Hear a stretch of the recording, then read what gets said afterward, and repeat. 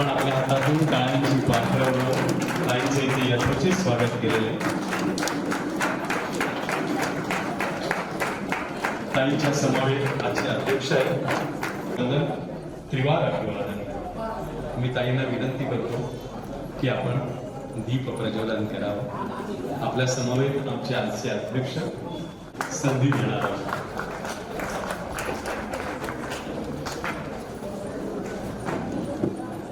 आदरणीय ताई आणि अध्यक्ष महोदय, आपले लहान भागवत ते मातीच्या मडक्यातलं पाण्याचे आपल्या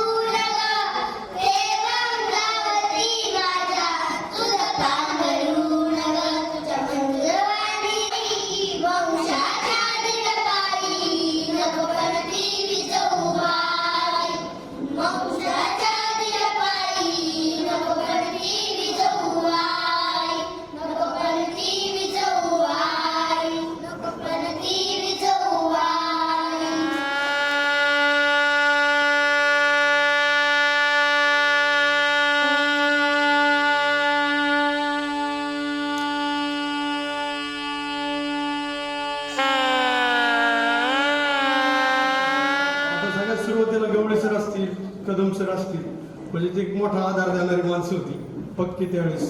आणि त्यावेळेस ज्या टायमाला ती व्याख्यानमालेची सुरुवात झाली आणि असं वाटलं की खरंच ही व्याख्यानमाला आपण योग्य दिशेने चालू केली. म्हणजे डॉक्टर गिरीश कुलकर्णी सर यांनी एक संकल्पना मांडली की आपण संस्थेचं जे काम करतो, जे आदिवासी मुलांसाठीचं जे काम चालतं, तर ह्या कामाबरोबर आपण लोक आपल्याला देत राहतात. कुणी गोणीभर तांदूळ देतं, कुणी भाजीपाला देतं, कुणी कपडे आणून देतं, कुणी साखर देतं, जे काही कुणी आर्थिक मदत करतं, कुणी वाढदिवस करतं, कुणी स्मृती दिनानिमित्ताने जेवण देतं. खरं तर हा एक कृतज्ञता भाव असतो त्यांचा की आपल्याला काहीतरी त्या संस्थेसाठी द्यायचंय. आणि द्यायचंय म्हणल्यानंतर प्रत्येक माणूस त्याच्या परीने छोटी छोटी मदत करत असतो आणि आपण ही छोट्या छोट्या मदतीतनं ही संस्था उभी राहिली. खरं तर 14 वर्ष साधारणतः संस्थेला होऊन गेले. 14 वर्ष कसे उलटले हेच आम्हाला कळालं नाही. आणि ह्या व्याख्यानमालेला 10 वर्ष. म्हणजे खरंच सांगितलं बळसर बी तिथं म्हणजे किती लोकांची नावं घेऊन येतं. खरं तर तोच मोठा प्रश्न आहे. खरं तर मी सगळ्यांची क्षमा मागतो की प्रत्येकाचं नाव घेतलं तर वेळ पुरणार नाही. पण हे सगळ्या लोकांनी खूप मदत केलेली अफाट. आमचे रोडे डॉक्टर असतील, पुण्यावरून आलेले डॉक्टर शेठ असतील, खूप लोक आहेत. हे लोक अज्ञात आहेत, फक्त ते कधी चेहरा पुढं नाहीत, कधी प्रकाशात नाहीत, पण त्यांचं सातत्याने लक्ष आहे संस्थेकडे. पण ज्या टायमाला हे सगळं काम चालू झालं तर कामाचा प्रवास एका वाड्यातून सुरू झाला. त्याचा वाड आता खूप वेळ घेत नाही. खरं तर सगळ्यांना हा प्रवास माहिती आणि तुम्हाला बी मी सांगितलं की बाबा ही सुरुवात कशी झाली, कशा पद्धतीने झाली. हे काम करत असताना जे प्रसंग येतात, कधी मुलं पळून जाणं असेल, काही असेल, त्या सगळे तोंड देत आम्ही हे काम करतो. जिल्हा परिषदचे शिक्षक लोक खूप मदत करतात, माध्यमिकचे खूप लोक शिक्षक लोक मदत करतात. म्हणजे ज्या टायमाला हे सगळं चालतं त्या टायमाला आपण ही समाजासाठी काहीतरी करायला हवं. तर ही कृतज्ञता भाव मानत होता आमच्या. आणि 2011ला व्याख्यानमालेची सुरुवात झाली. व्याख्यानमालेने किती लोक उभे केले असतील त्यांचं त्यांनाच माहिती. एक व्याख्यानमालेचा एक किस्सा सांगतो. एक विद्यार्थी एक 3 वर्षापूर्वी PSI म्हणून झाला, त्याचं नाव प्रेमकुमार दांडेकर. म्हणजे तो दांडेकर मळ्यातला होता. आणि असंच व्याख्यान चालू होतं यजवेंद्र महाजन सरांचं. आणि तो पुढं मार्केट यार्डमध्ये काम करत होता. आणि काम करत असताना सायकलवर चालला असताना त्याला माहित होतं की इथं व्याख्यान मला चाललेली, काहीतरी आवाज येतोय, म्हणून तो आत आला. आणि त्यांनी BA केलं होतं. BA केल्यानंतर ते नुकताच BA सुटला होता. आणि यजवेंद्र सरांचा असा आवाज चालला होता आणि सगळे विद्यार्थी, सगळे लोक असे बसलेले होते. आणि त्याच्यात सुरुवात झाल्यानंतर अशी गंमत झाली की तो इथं आला. त्यांनी त्याच्यावर इतका मोठा परिणाम झाला या व्याख्यानमालेचा. आणि त्याच्यानंतर आम्ही स्पर्धा परीक्षा अभियान घेतलं होतं छत्रपती कॉलेजवर. आणि मी ते कॉलेजवर अभियान घेतल्यानंतर त्याच्यामध्ये त्याची निवड झाली. तर असे 4 मुलं दीपस्तंभाला निवडले गेले. त्याला 1 वर्षाची संधी मिळाली तिथं. तो 1 वर्ष तिथं राहिला. तिथून आल्यानंतर आपण अभ्यासिका श्रीगोंद्यात चालू केली होती. तो अभ्यासिकेत अभ्यास करू लागला. आणि अभ्यासिकेत अभ्यास करू लागल्यानंतर तो ज्या टायमाला PSI म्हणून झाला त्या टायमाला तो पेढे घेऊन आला संस्थेमध्ये की सर हे पेढे जरा माझी नियुक्ती झाली. मी म्हणलं चांगली आनंदाची गोष्ट आहे. पण मी म्हणलं तुला ही ऊर्जा मिळाली कशी, तुला म्हणजे स्पर्धा परीक्षेत जावं कसं वाटलं. तर त्याने काही व्याख्यानमालेचं उदाहरण दिलं की ह्या व्याख्यानमालेमध्ये माझी ज्योत पेटली होती आणि त्याने मला ऊर्जा मिळाली.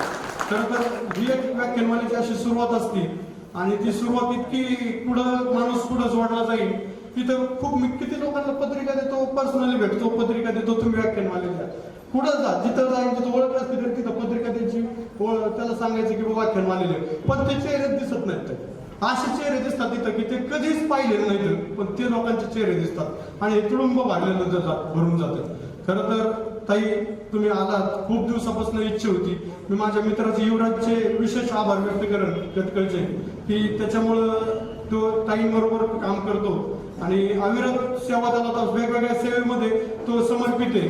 सगळ्या संस्थेच्या प्रत्येक कामामध्ये त्यांनी आतापर्यंत श्रीगोंद्याच्या कामात सुद्धा हातभार लावलाय. त्याची विशेष मी कृतज्ञता व्यक्त करतो. आणि ताई तुम्ही आल्यामुळे आमच्या श्रीगोंद्याकरांना एक वेगळी ऊर्जा मिळणार आहे. आणि सगळी प्रेरणा आम्ही सगळे तुमच्याकडची ऊर्जा घेऊन जाऊ आणि काम करत राहू. हा तुमचा आशीर्वाद आमच्यासाठी एक दिव्य शक्ती आम्ही समजतो. आणि हे सगळ्यांना त्याचा लाभ होणार आहे. खरं तर जास्त लांब होण्यापेक्षा तुमचं भाषण महत्वाचं आहे, कार्यक्रम महत्वाचा आहे. सगळ्यांची कृतज्ञता व्यक्त करतो. आमचे फारुख बेग बी आलेले कर्जतून. बाई 2 मिनिटं होता, तुमचं बी प्रेमचं काम अख्ख्या कर्जतकरांना माहिती होऊन द्या. कर्जतमध्ये खूप मोठं काम करतो. म्हणजे मुलं आदिवासी वंचित भटके विमुक्तांसाठी काम करतात. खरं तर तुम्ही कर्जत कधी दौरा निघाला तर त्यांच्याकडे तुम्ही आवर्जून जा. खरं तर सगळ्यांचे विशेष आभार व्यक्त करतो. आणि मी लांबलेलं प्रस्तावित थांबवतो. खूप धन्यवाद.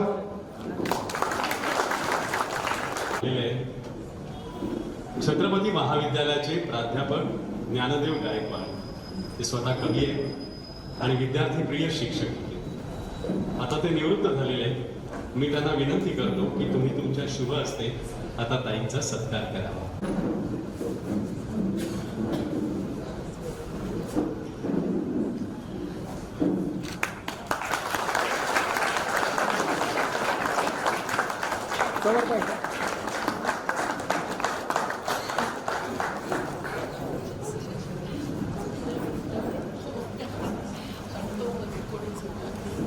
केवढी कृतज्ञता. डॉक्टर प्रकाश शेठ हे त्यांचा सत्कार करणार आहेत.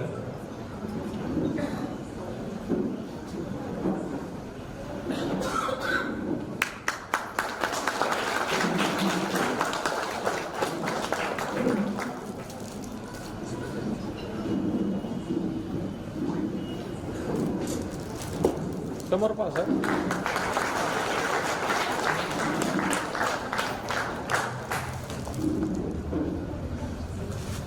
धन्यवाद. डॉक्टर तरुण मुलींना जाणत नाही असा एकतरी असू शकेल का? तरुण सर एक मिनिट. ताईंच्या चेहऱ्यावरचं कौतुक ही सगळ्यात मोठी पावती. आता मी डॉक्टर वयामध्येही तरुणाईची विनंती नाकारता येत नाही आणि म्हणून बाबा आमटेंच्या संस्कारातून मुशीतून प्रस्थापित व्यवस्थेला वंचिताच्या भल्यासाठी प्रस्थापितांना धक्के देणारे आज या देशामध्ये जी बोटावरती मोजता येतील असे महान कार्यकर्ते आहेत, त्यामध्ये आज आपल्यात उपस्थित झालेल्या मेघाताई या वंचितांच्या, आदिवासींच्या आवाज बनलेल्या, सरकार हादरून टाकणाऱ्या आणि अशा या थोर विदुषी उपस्थित आहेत. आजच्या कार्यक्रमाचे अध्यक्ष गायकवाड सर आणि उपस्थित सर्व क्षेत्रातील आणि आनंदवर जीवापाड प्रेम करणारे सगळे बंधू बहीण, जगामध्ये खूप श्रीमंत माणसं आहेत, पण सगळ्यामध्ये दानत असते असं नाही. दानत हाही एक विचार आहे आणि विशेषतः दुःख, दैन्य, दारिद्र्य ज्यांच्या वाट्याला आलेला आहे अशाच माणसांच्या मनामधून एक मदत करण्याचं स्फुलिंग प्रज्वलित होत असतं आणि अशाच वेदनेतून राजस्थानमधून येऊन पुण्यामध्ये शिक्षणासाठी, वैद्यकीय शिक्षणासाठी आलेले हे स्वर्गीय डॉक्टर उत्तमचंदजी लोढा अगदी नगरपालिकेच्या दिव्याखाली दूरच्या नातेवाईकांकडे थोडाफार आसरा घेऊन या माणसानं आपलं वैद्यकीय शिक्षण पूर्ण केलं आणि याची जाणीव त्यांनी आपल्या वैद्यकीय क्षेत्रामध्ये एवढी ठेवली की ज्याला कोणी उपचार करू शकत नाही अशा माणसांना, रुग्णांना मोफत किंवा एखादा पैसे देणारा असेल तर त्याच्याकडनं पुण्यासारख्या ठिकाणी 5 रुपये घेऊन वैद्यकीय सेवा म्हणजेच खऱ्या अर्थानं ही मानव सेवा हा विचार त्यांच्यामध्ये कशामुळे आला तर महात्मा गांधी, आचार्य विनोबा भावे यांच्या विचाराच्या मुशीतून तयार झालेले हे उत्तमचंदजी लोढा हे पुढं आयुष्यभर सेवा करत राहिले. यांच्या घरामध्येच सेवेचा वसा आणि वारसा आहे. खरं तर या देशामध्ये पहिल्यांदा सामाजिक ऐक्य निर्माण करण्याच्या दृष्टीनं बाबा आमटेंनी भारत जोडो यात्रा काढली आणि त्याच्यानंतर अगदी शारीरिक स्थिती चांगली नसताना पण ताईनं वंचितांसाठी जे नर्मदा आंदोलन हाती घेतलेलं आहे अशा अवस्थे स्ट्रेचरवर बाबाजींनी त्या आंदोलनामध्ये सहभाग घेतला. ताईंची ही ऊर्जा आणि हीच ऊर्जा उज्ज्वल उद्याने या सामाजिक विचारानं प्रेरित झालेल्या माणसांच्या सहवासातून प्राप्त झाली आणि जे समाजाला घातक आहे, ज्या रूढी समजुती वाईट आहे त्या नष्ट करण्याचा प्रारंभ खरं तर उत्तमचंदजी लोढा यांनी आपल्या विवाहाच्या वेळी केला. 1955 साली बार्शी येथील सुधाजी यांच्याशी ती विवाहाबद्ध झाल्या. त्यावेळेस या समाजामध्ये असणारं घुंगट किंवा त्या नवरदेवाकडे घालून त्यांनी विवाह संपन्न केला. बघा, त्या काळामध्ये गेल्याच्या नंतर या समाजाच्या विरोधातलं अगदी सहिष्णुतेनं गांधीजीच्या विचारातून एक त्यांनी या प्रथेला फाटा दिलेला आहे आणि पुढं त्यांनी आपल्या पत्नी या ज्या महिलांसाठी काम करत होत्या, मला काय करता येईल तर जे तरुण आहेत, वेगवेगळ्या क्षेत्रात सामाजिक काम करतायत, यांना आपण प्रोत्साहित करण्यासाठी काय करू शकतो, आणि त्याच हेतूनं स्वर्गीय डॉक्टर उत्तमचंदजी लोढा मानव सेवा पुरस्कार या आपल्या महामानव बाबा आमटे या संस्थेनं 10 वर्षापासून जी ही व्याख्यानमाला सुरू केली, यामध्ये त्यांनी हा पुरस्कार देण्याचं जाहीर केलं आणि नित्यनेमानं हा पुरस्कार इथं प्रमुख पाहुण्यांच्या हस्ते देण्यात येतो. यावर्षी वैद्यकीय क्षेत्रामध्ये काम करणारे डॉक्टर प्रसाद आंबेकर, डॉक्टर नितीन खामकर परिचय करून मी इथं थांबतो. हे जीवन गौरवाचे 3ही पुरस्कार मेधाताईंच्या हस्ते आपण स्वीकारणार आहात. त्यांचा या ठिकाणी कृतज्ञतापूर्वक सन्मानपत्र देऊन सन्मान होत आहे. त्या सन्मानपत्राच्या शब्दांना मी माझा आभार देत आहे. मानवतेचे उपासक प्रति डॉक्टर प्रसाद आंबेकर, पुणे. महोदय, आपला जन्म पुणे जिल्ह्यात झाला. प्राथमिक आणि माध्यमिक शिक्षणानंतर आपण वैद्यकीय शिक्षण पुण्यातच पूर्ण केले. विद्यार्थी सहाय्यक समितीच्या माध्यमातून वसतिगृहात प्रवेश घेऊन आपल्या आयुष्याला कलाटणी मिळाली. आयुष्याची जडणघडण होण्यास खऱ्या अर्थाने मोठी मदत झाली. तेथेच कॉलेजच्या काळात वादविवाद, वक्तृत्व, गायन, समूह गायन, एकांकिका, नाटके यामध्ये कृतीशील सहभाग घेऊन अनेक पारितोषिके आपणास मिळाली. वैद्यकीय शिक्षण पूर्ण झाल्यानंतर सुरुवातीस सेवाधाम ट्रस्टच्या माध्यमातून सेवेस प्रारंभ केला. पौड या ठिकाणी आपले क्लिनिक नित्यनेमाने चालू असते. केवळ पैसे कमवणे हा आपल्या जीवनाचा हेतू न ठेवता उत्तम अनेक सर्जनशील माणसे आपल्या जीवनात कमवली.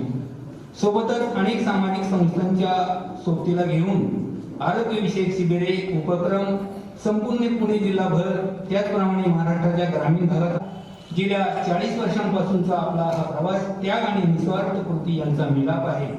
प्रेरणेवर आधारित सातत्यपूर्ण कृती धाडसाने करण्याची आपली साधना महात्मा गांधींच्या सेवाव्रताला साजेशी आहे. आपल्या भोवतालचे जग सुखी व्हावे आणि आनंदी व्हावे हाच आपला ध्यास आहे. त्यासाठी आपण महामानव बाबा आमटे संस्थेचे आधारभूत झालात. सामाजिक आविष्कारांना आपला नेहमी हातभार मिळतो. आपण कोरोना काळातही रुग्णालय बंद न ठेवता, जीवाची पर्वा न करता आपले कर्तव्य प्रामाणिकपणे बजावले. या काळात आपल्याला देखील अनेक संकटांचा सामना करावा लागला, मात्र आपण कृतीशील राहिलात.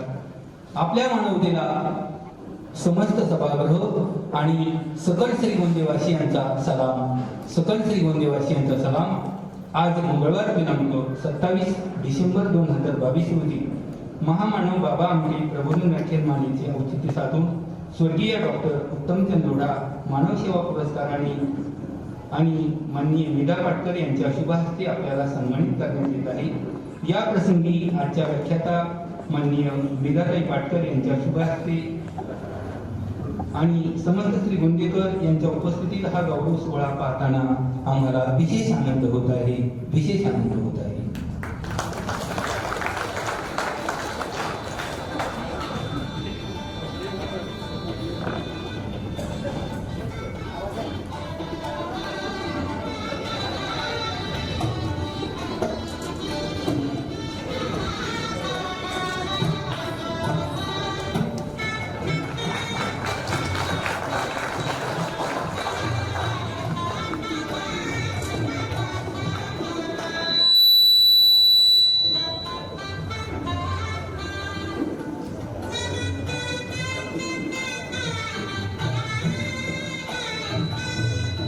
समोर पहा इकडे सर्वांनी.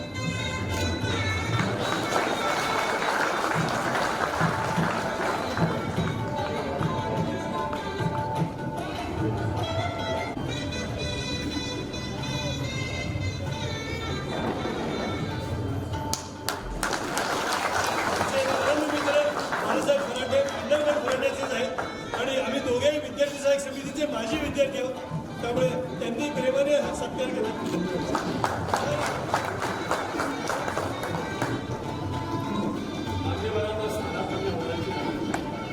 शिक्षण पारगाव सदरी तर माध्यमिक व उच्च माध्यमिक शिक्षण महाराष्ट्र लोकसेवा आयोगामार्फत नामनिर्देशन वैद्यकीय गट अ या पदावर श्रीगोंदा ग्रामीण रुग्णालयात 2008 साली रुजू झाला.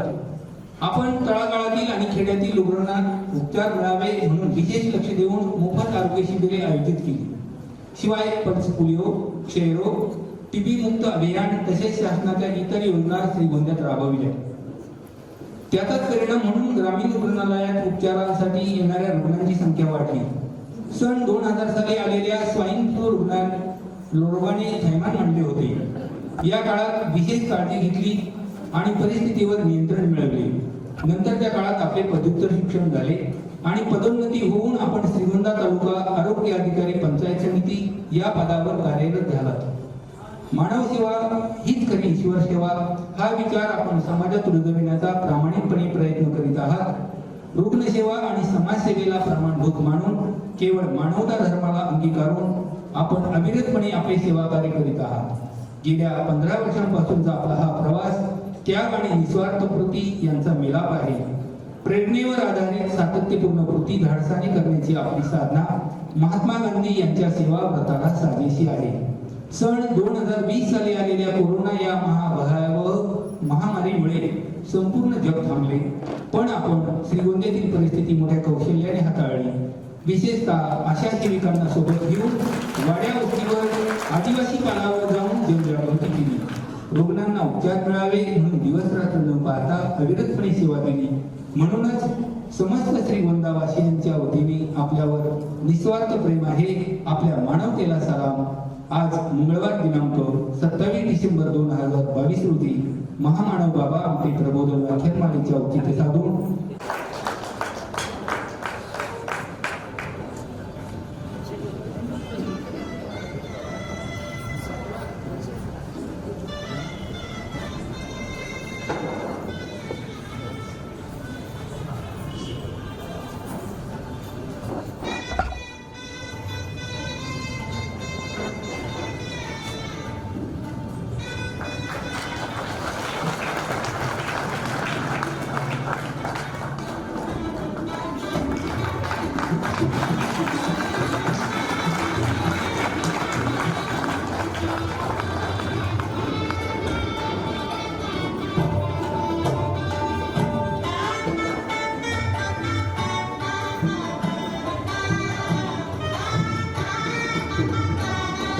करण्याची आपली साधना महात्मा गांधी यांच्या सेवा व्रताला साजेशी आहे.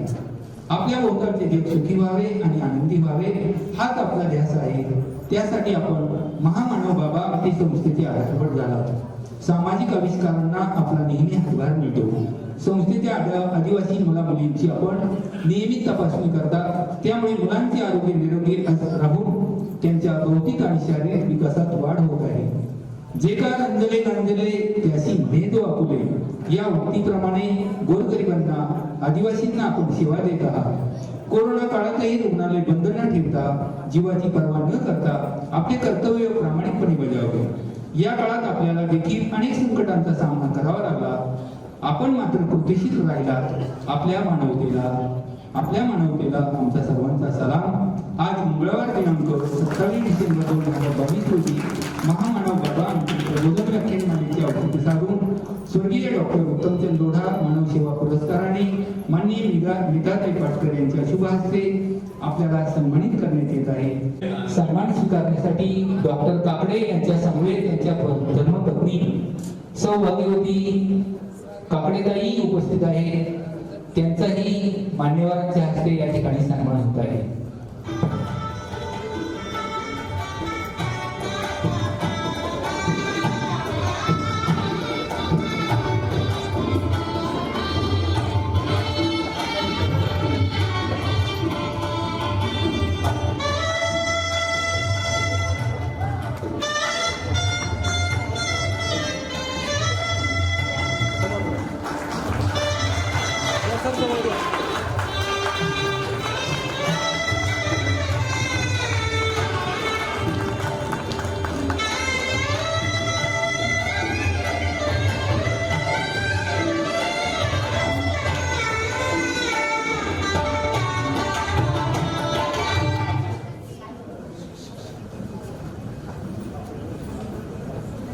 मान्यवरांना स्थानापन्न करण्याची विनंती. व्याख्यानमालेसाठी जमलेले सगळे श्रोते, सर्वप्रथम आपल्या सगळ्यांना मनापासून नमस्कार. या प्रबोधन व्याख्यानमालेच्या निमित्ताने स्वर्गीय डॉक्टर उत्तमचंद लोढा यांच्या स्मृतीप्रित्यर्थ जो पुरस्कार दिला जातो त्याच्यामध्ये माझी निवड झाली, याबद्दल त्या निवड समितीचे लोढा परिवाराचे मनापासून आभार आणि धन्यवाद. अशाच एका पुण्याच्या पुरस्कार प्रसंगी मनोगत व्यक्त करत असताना व्यासपीठावरती बरीच ज्येष्ठ आणि श्रेष्ठ मंडळी होती आणि पोडियमच्या समोर उभं राहताना मी सहज मागे बघितलं, पंडित वसंतराव गाडगीळ माझ्या मागे बसलेले होते. पंडितजींच्याकडे पाठ करून बोलायला उभं राहणं हे फार मोठं धाकट्याचं काम होतं, पण पर्याय नव्हता. त्यामुळे मी बोलायला सुरुवात करताना असं म्हटलं की पंडितजींच्याकडे पाठ करून मी बोलतो आहे, परंतु मागून पंडितजी नक्की म्हणत असतील घाबरू नकोस, मी तुझ्या पाठीशी आहे. तसंच संपूर्ण आयुष्य ज्यांनी समाजसेवेसाठी वेचलं, आपलं आयुष्य पणाला लावलं, अशा मेधात्यांच्या समोर अशा सगळ्या मंडळींच्या समाजसेवेच्या पावलांच्या पाऊलखुणा किंवा ठसे चाचपडत असताना केव्हा तरी माझ्यासारख्या माणसाला असा पुरस्कार मिळतो तेव्हा खूप समाधान वाटतं, बरं वाटतं. खरं तर त्यांच्या समाजकार्याचा जो वसा आहे आपण बघतो आहोत, वाचतो आहोत, ऐकतो आहोत, अनुभवतो आहोत. त्यामुळे सूर्याच्या या प्रतिमेपुढे, प्रकाशापुढे, तेजापुढे आमच्या काजव्यांचं खरं म्हणजे प्रकाश काय म्हणतात, पण तरी सुद्धा सूर्याकडूनच हे तेज येतं, हे प्रकाश येतो, ही प्रभा येते. आणि म्हणून आमच्यासारख्या थोडंसं काम करणाऱ्या माणसांना बरं वाटतं, पुरस्कार मिळाला की पाठीवर शाम असतो. तुम्हाला सांगतो, आयुष्यामध्ये खूप चांगल्या संस्था येणं आणि त्या निमित्ताने खूप चांगली माणसं येणं हा खरंच भाग्याचा भाग आहे. आत्ता मग अशी परिचय घेऊन देताना सांगितलं तसं विद्यार्थी सहाय्यक समिती, लोकमान्य हास्ययोग संघ, आमचा मातोश्री वृद्धाश्रम, अनेक संस्था आहेत की ज्यांच्या माध्यमातून हे थोडंफार काम सक्षम ज्येष्ठत्व अशा माध्यमातून थोडंसं काम करता आलं. त्यानिमित्ताने खूप माणसं जवळून बघता आली, भेटली, त्यांचं काम बघता आलं, त्यातनं काहीतरी शिकता आलं आणि ह्या समाजसेवेच्या किंवा ह्या कार्यावर थोडंसं पाऊल पुढे टाकता आलं. त्यातलीच एक संस्था अर्थातच आपल्या आनंदाची श्रीगोंद्यातली महामानव बाबा आपले भोई जोशी समाज विकास संस्था. हा संपूर्ण प्रबोधनाचा जो मार्ग चालू आहे गेली 7, 8, 10 वर्ष, आपल्या सगळ्यांना माहिती, कालच 26 डिसेंबर रोजी महामानव बाबा आमटेंची जयंती होती. हा त्यांचा जन्मदिवस आहे आणि त्या निमित्ताने हे प्रबोधन व्याख्यानमाला चालत आहे. त्यामुळे या थोड्या मोठ्यांचे आशीर्वाद ते आज नसले तरी सुद्धा आपल्या सगळ्यांच्या मागे सदोदित आहेत, कारण त्या सगळ्याचे आपण नाही आहोत. खूप चांगल्या संस्था येणं जसं आपल्या नशिबात आणि भाग्यात असतं तसंच ही आहे. श्रीगोंद्याला एक महिन्यातनं 4-5 महिन्यातनं एकदा, वर्षातनं 2-3 वेळा येणं होतं. सगळ्यांच्या बरोबर बोलणं होतं, मुलांच्या बरोबर खेळणं, गप्पा गोष्टी, तपासणी वगैरे होत राहते. तुम्हाला सांगतो या स्त्रियांच्या बाबतीमध्ये एक फार चांगली गोष्ट आहे की स्त्रियांना माहेर आहे. माहेरची माणसं, माहेरचा ओढा, माहेरच्या गप्पा, माहेरची ओढ, माहेरच्या भेटी. पण तुमच्या आमच्या पुरुषांच्या बाबतीत काय आहे? पण अनंत सकाळी बाप माणूस भेटतो आणि आमच्या सगळ्यांना बाहेर मिळतं आणि या संस्थेला आल्यानंतर पूर्ण बाहेर गेल्यासारखं वाटतं. आणि म्हणूनच पुण्यामधलं वैद्यकीय विश्वातलं कामधाम सोडून जेव्हा जेव्हा हा पुरस्कार माझ्या एवढ्याच निष्ठाची आहे, तिचाच आहे का तर तिचाही नाही, कारण माझे जावई, माझी मुलगी, माझी नात, माझे सगळे नातेवाईक, या सगळ्या संस्थांमधले माझे आप्त, या सगळ्यांचाही तो पुरस्कार आहे. आणि फक्त एवढ्यांचाच पुरस्कार आहे तर तसंही नाही. गेली 40 वर्ष वैद्यकीय विश्वामध्ये मी काम करत असताना रोज रुग्ण जो तक्रारी घेऊन येतो आणि त्याचा अनुभव विश्व आम्हाला सांगत राहतो आणि त्याच्या सांगण्यातून, तपासण्यातून जे काही आम्हाला भावतं सुचतं, तर ह्या सगळ्या रुग्णांचाही तेवढाच अधिकार आहे, तेवढा हक्क आहे. त्यामुळे गेल्या 40 वर्षामध्ये जेवढे काही रुग्ण, जेवढे काही पेशंट मी आणि डॉक्टर मानसिक तपासले, या सगळ्या रुग्णांचाही त्या सगळ्या पुरस्कारावरती तेवढाच अधिकार आहे. शेवटी इतर म्हणून हे माझं नाही, हे आपल्या सगळ्यांचं आहे. त्यामुळे हा पुरस्कार जो आहे तो या सगळ्यांच्यासाठी समर्पित आहे आणि या सगळ्यांच्यासाठीच तो आहे. माझ्याबरोबर माझे व्यवसाय बंधू काकडे सर आणि खामकर सर यांचाही सन्मान झाला, मला अतिशय आनंद झाला, कारण ही सगळी मानव सेवा, ईश्वर सेवा आहे. त्यामुळे ह्या पुरस्काराच्या निमित्ताने पाठीवरती जी कौतुकाची थाप आहे, शाबासकी मिळालेली आहे, ती घेऊन ताईंच्या स्वीकारतो. धन्यवाद.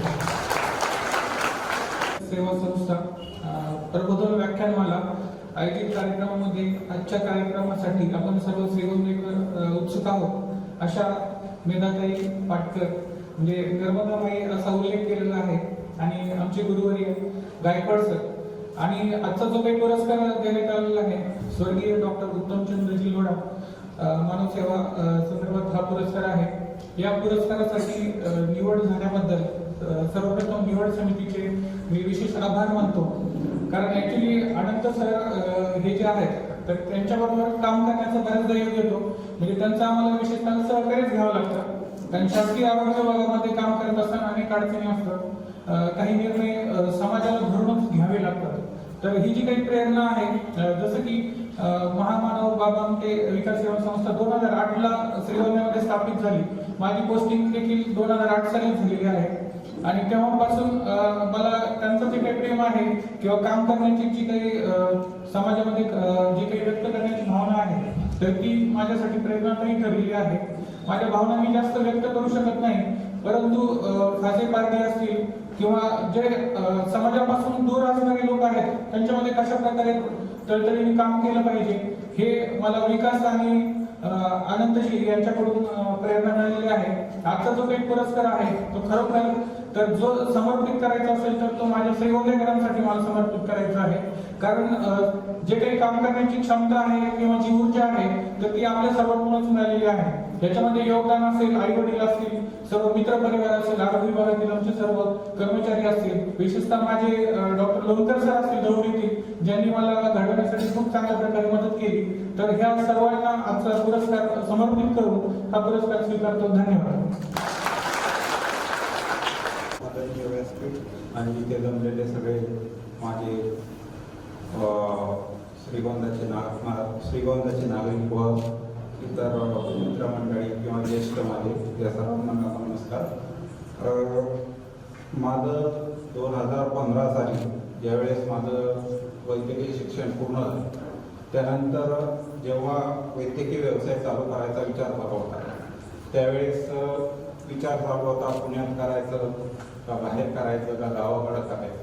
त्यावेळेस ज्यावेळेस आम्ही घरी बसल्यानंतर सगळ्यांच्या विचाराने झालं की आपल्या गावाकडे ग्रामीण भागात वैद्यकीय सुविधांची कमतरता असल्यामुळे आपलं जे वैद्यकीय ज्ञान आहे त्याचा वापर आपण गावाकडच्या रुग्णांसाठी जेवढा करू शकतो तेवढा करण्यात आला. त्यासाठी मी श्रीगोंदा या ठिकाणी वैद्यकीय व्यवसाय सुरू करण्याचा विचार केला आणि श्रीगोंदा इथे 2015 साली वैद्यकीय व्यवसाय सुरू केला. आणि पुण्यात ज्यावेळेस शिक्षण घेत होतो त्यावेळेस महामानव बाबा आमच्या संस्थेचं मला तिथं शिक्षण घेत असताना विविध लोकांकडून कानावर येत होतं की श्रीगोंद्यामध्ये या संस्थेचं काम खूप छान चालू आहे.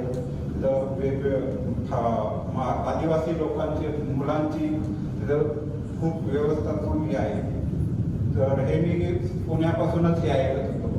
तर 2015 साली मी वैद्यकीय व्यवसाय सुरू केल्यानंतर माझा वैद्यकीय व्यवसाय नवीनच होता. त्या काळात 2016-17 साली अनंत झेंडे सर माझ्या ओळखीत आले आणि सर म्हणाले की मला आमच्या संस्थेसाठी तुमच्याकडून काही मदत नाही.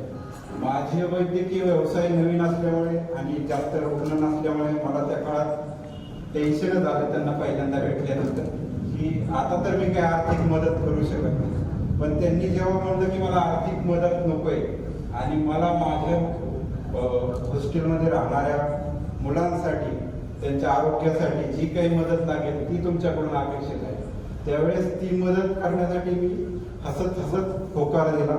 आणि त्या दिवसापासून आजपर्यंत मी ही वैद्यकीय मदत मी त्यांना मोफत देत आहे. आणि इथून पुढे वैद्यकीय व्यवसायात असेल तोपर्यंत या संस्थेला अशीच वैद्यकीय मदत करत राहील. आणि ह्या पुरस्कारासाठी जेव्हा माझं नाव निवड झाल्याचे मला कळालं त्यावेळेस माझा जो ह्या कामात खूप खारीचा वाटा आहे पूर्ण फुलाची पाकळी म्हणून मी हा वाटा उचलत आहे.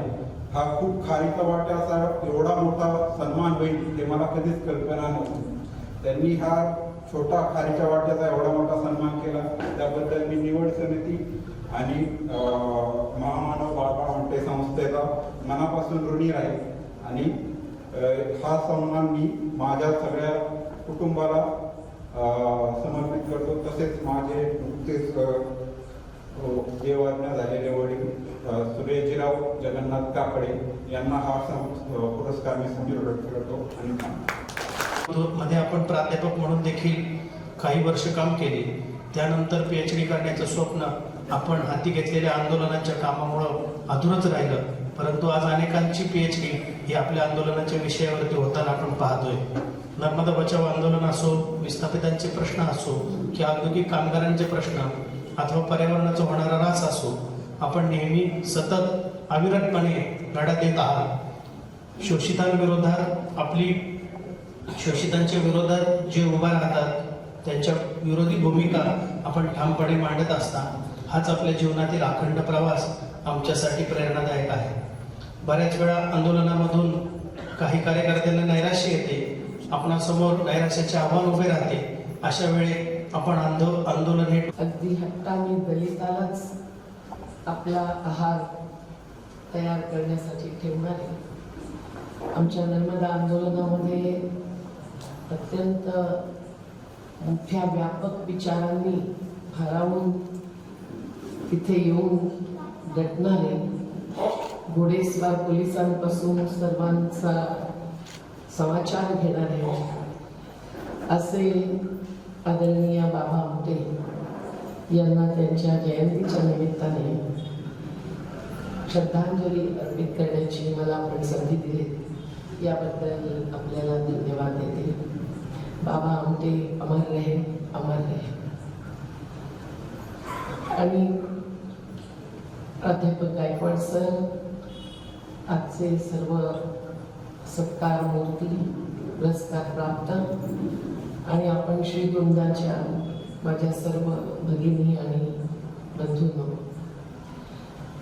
खरोखर इतक्या वर्षांपासून चालत आलेली व्याख्यानमाला ही आजकाल फार दुर्मिळच झालेली घटना आहे.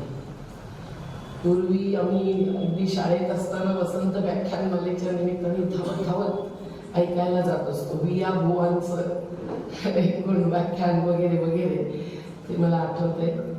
आणि कधी बॅरिस्टर नाथपैंसारख्या उत्कृष्ट वक्त्यांना ऐकण्यासाठी सुद्धा मुंबईमध्ये शाळेतून सरळ आझाद मैदानात पोचत होतो. आता तशी परिस्थिती राहिलेली नाहीच आहे. पण अजूनही जी टिकून आहेत बेट, त्यातलं हे एक बेट महामानव बाबा आमटे विकास सेवा संस्थानाचं आहे. आणि आज सकाळपासून आम्ही डोंबारी वस्ती,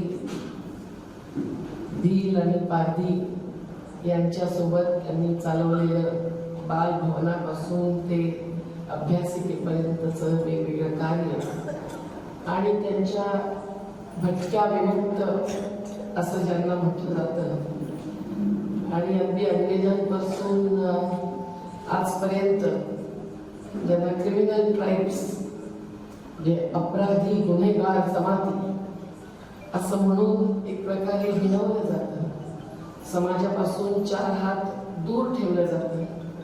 मग ते शेतमजूर म्हणून काम करण्यासाठी इच्छुक असोत वा अन्यथा सर्व मेहनतकश म्हणून काम करण्यासाठी.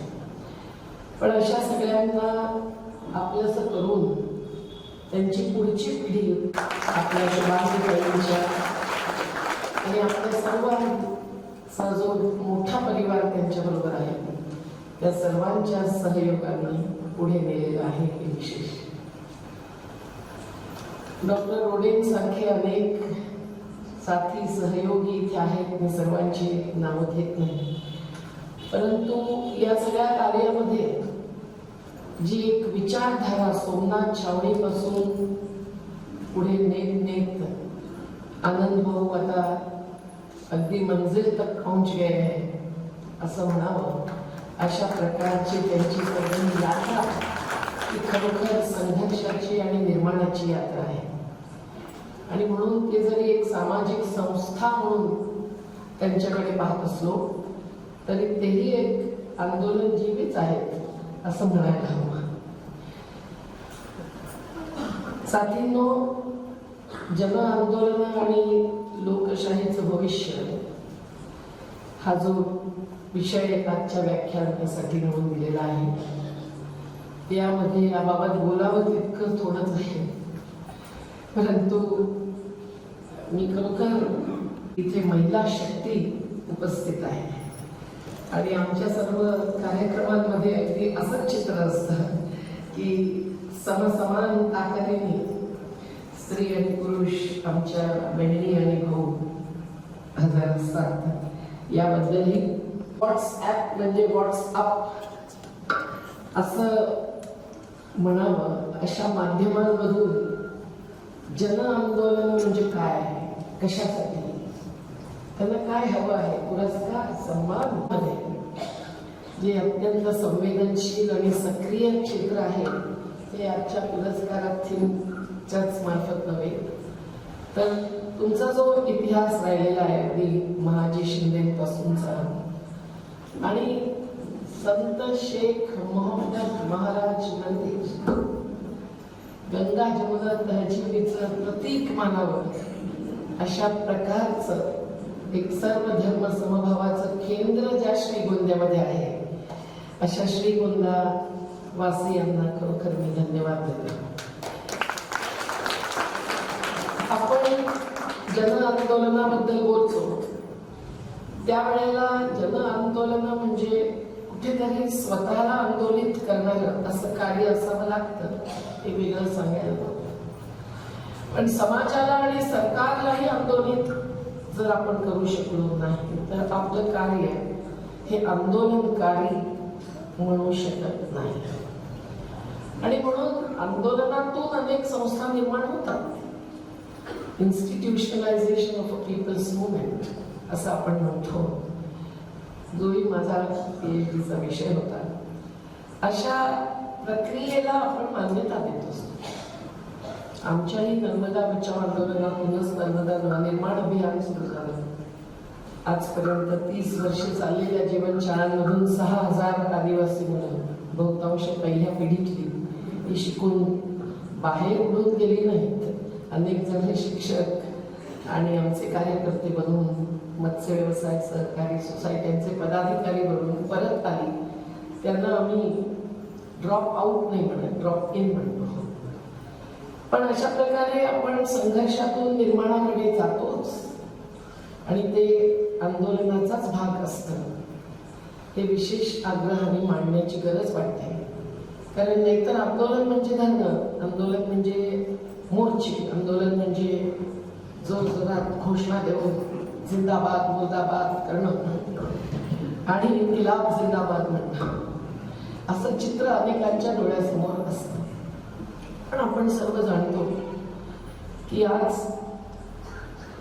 आझादी आंदोलनापासून अगदी सहजानंद सरस्वतींचं शेतकऱ्यांचं आंदोलन असो की बिरसा मुंडाचं आदिवासींच्या जंगल जमिनीवरचा हक्क कायम ठेवणारं, प्रकृती धर्म स्थापन करणारं, 25व्या वर्षी ब्रिटिशांच्या कस्टडीमध्ये हत्या भोगणारं असं आंदोलन असो. या सर्व आंदोलनातूनच कुठेतरी आपला देश मूल्यांची चौकट या संविधानामध्ये उतरवत गेला आहे. आणि ह्या संविधानातल्या उद्देशिकेपासून ज्या मूल्यांच्या चौकटीवरती हात ठेवून आपले जनप्रतिनिधी लोकशाही व्यवस्था ज्यांच्याच हातावर सोपवून आपण बऱ्याच अपेक्षा करतो, विश्वास ठेवतो, ते आपल्या मतांचा गठ्ठा घेऊन निघून जात असतात. त्यांना सुद्धा आपल्याला विचारावं लागतं की खरोखर आंदोलनं जर या मूल्यांच्या चौकटीमध्ये कार्य करणारे प्रयत्नपूर्वक ही मूल्य खरोखर प्रत्यक्षात उतरवण्यासाठी झटणारे असे असतील तर मग जनप्रतिनिधी म्हणून तुम्ही आंदोलनकारी नाही का, होऊ शकत नाही का? गरज नाहीये का तुमच्या आंदोलनकारी होण्याची? हे एवढ्यासाठी की जन आंदोलन म्हणजे कुठेतरी व्यवस्थेपासून तुटलेली प्रक्रिया असं मानून जे आंदोलनाकडे पाहतात ते कुठेतरी भूल चूक करत असतात. आंदोलन म्हणजे कुठेतरी मूलभूत परिवर्तनासाठी झगडणं, आणि ते परिवर्तन जर वंचितांच्या, शोषितांच्या, पीडितांच्या, त्रस्त अशा महिलांच्या, बेरोजगार युवकांच्या, दलितांच्या, आदिवासींच्या, शेतकरी शेतमजुरांच्या जनशक्तीच्या आधारावरती ते परिवर्तन घडवून आणण्याची आस ठेवत असेल तर मग त्यामध्ये लोकशाही विरोधी कार्य असतं की लोकशाहीवादी कार्य असतं याचा निर्णय घेण्याची आज तर अत्यंत आवश्यकता आहे. ज्या वेळेला आमचं संयुक्त किसान मोर्चाचं 13 महिन्याचं गेल्या वर्षीपर्यंत झालेलं आंदोलन आपण पाहिलं, निदान टीव्हीवरती तरी पाहिलंच असेल, तिथे सर्व पोहोचत नसेल तरी आमच्या आंदोलनामध्ये 715 शेतकरी बळी गेले म्हणावं, हुतात्मे झाले म्हणावं. परंतु त्यांनी ज्या प्रकारे कायदे निर्माणाच्या प्रक्रियेमध्ये सुद्धा आमचा हस्तक्षेप आवश्यक आहे हे सांगत एवढ्या मोठ्या बाजारी वातावरणामध्ये अत्यंत धनिक काय अगडबंब अशा कॉर्पोरेटिव्ह ताकदीला आव्हान दिलं, त्याला आपण सर्वच सलाम करतो. एवढ्यासाठी की आज जन आंदोलन उभं करणं म्हणजे मी म्हटलं त्याप्रमाणे कुठेतरी राष्ट्रविरोधी गोष्ट करणं, विकास विरोधी कार्य करणं असं मानणारे जे कोणी असतात ते खरोखर जवळून पाहतच नसतात, ऐकतही नसतात, खरं खोटंही समजत नसतं. पण ज्या वेळेला आपण पाहतो की आज या देशामध्ये कुठकुठले समुदाय हे खरोखर वंचितांच्या मध्ये गिनले जातील याचा विचार केला तर 95% असुरक्षित ठेवलेले, असंघटित मानले गेलेले असे जे श्रमिकांचे समुदाय आहेत, ज्यामध्ये शेतकरी शेतमजुरांपासून ते शहर उभी आडवी आणि उंच आणि सुंदर घडवणारे निर्माण मजुरांपर्यंत या सर्वांचा समावेश आहे. अगदी मातीकाम करणाऱ्या वडालींपासून ते सर्व प्रकारचं हमाली काम करणाऱ्या सर्व समाजातल्या मेहनत कशांपर्यंत या सर्वांनाच खरोखर आज काय हवं आहे याची विचारधारा आपल्या विचारधारेशी जर जोडली तर मग आपण खरोखर मूलभूत परिवर्तन कुठल्या बाबतीत, कुठल्या मुद्द्यांवरती येणं आवश्यक आहे हे ठरवू शकतो. हे जर समन्वयातून ठरवलं गेलं नाही, जसं जनप्रतिनिधी निवडून आलेले आपले आमदार खासदार state should be the way, राज्य शासनाला हकलून द्या असं न म्हणणारी माणसं आणि नागरिक आहोत तर निश्चित काही भरोसा आपलाही आहे व्यवस्थेवरती. परंतु ज्या व्यवस्थेमध्ये आज विभत्स विषमता पसरलेली आहे, एकीकडे आपण महाल बघतो, एकीकडे आपण मुठ्ठीभर पूंजीपतींचा रोजच्या कमाईचा आकडा 4 आकडी कोट्यावधींमध्ये जाताना गौतम अडाणींचा 1600 कोटी रोजच्या कमाईचा आकडा ऐकून चकित होत आहोत. कुणाला कल्पनाही नसते, त्यांना वाटतं वा भारतातला एक उद्योगपती विश्वामध्ये पहिला, दुसरा की चौथ्या नंबरवर आला, त्यांचाही इथे बोलावून सत्कारच करायला पाहिजे. पण त्या समोर आपण पाल्यावर पडलेली आपली पारधी भाऊ बहिणी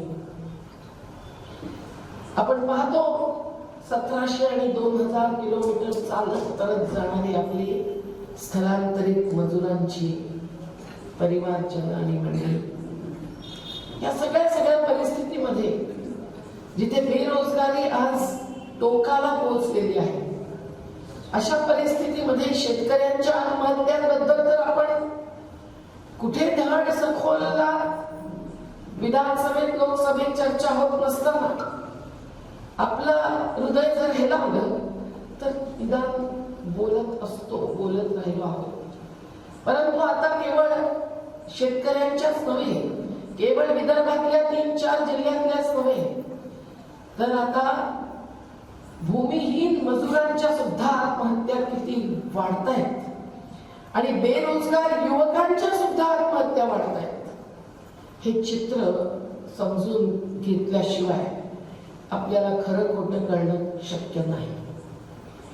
आणि म्हणून आज जेव्हा आपण पाहतो की अशा वंचितांच्या आणि पीडितांच्या दुःखाला आज इतकी धार आलेली आहे की खरोखर आपण या देशातले नागरिक आहोत याबद्दल कुठेतरी शर्मिंदेही होत असतो. आपलं सगळ्यांचं कार्य कधी असं कौतुक वगैरे केलं की किती कमी पडतंय याची प्रखर जाणीव माझ्यासारखीला तर होतच असते. आणि म्हणून अशा परिस्थितीमध्ये आपण जर आपली हीच शासन व्यवस्था जी लोकशाही मानली जाते, यामध्ये लोक म्हणजे कोण? मुठ्ठीभर गडगंज श्रीमंत असे अब्जाधीश करोडपती? कौन बनेगा करोडपती सारख्या कार्यक्रमातून नाही आपल्याला ते उत्तर मिळेल. आपल्याला खरं उत्तर मिळतं या अर्थव्यवस्थेची चिरफाड करून खरं काय खोटं काय हे समजून घेतलं तर.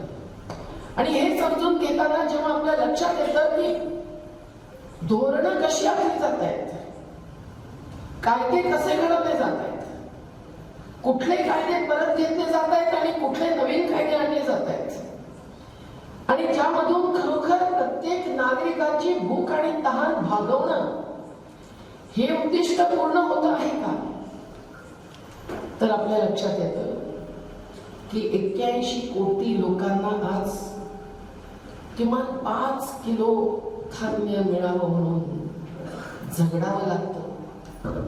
त्यातल्या स्त्रिया ज्या घरेलू कामगार होत्या, लॉकडाऊन पासून घरी बसवल्या गेल्या किंवा फेरीवाल्या होत्या, त्यांनाही तेवढी जागा गाड्यांना हवी आहे, त्यांना कुठून देणार?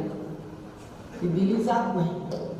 हॉकर्स ऍक्ट साठी आम्ही एवढे लढलो 1996 पासून 2003 पर्यंत धोरण आणायला आणि त्याच्यानंतर 2009 मध्ये कायदा आणायला, पण तरी सुद्धा त्याचं कठोर पालन होत नाही.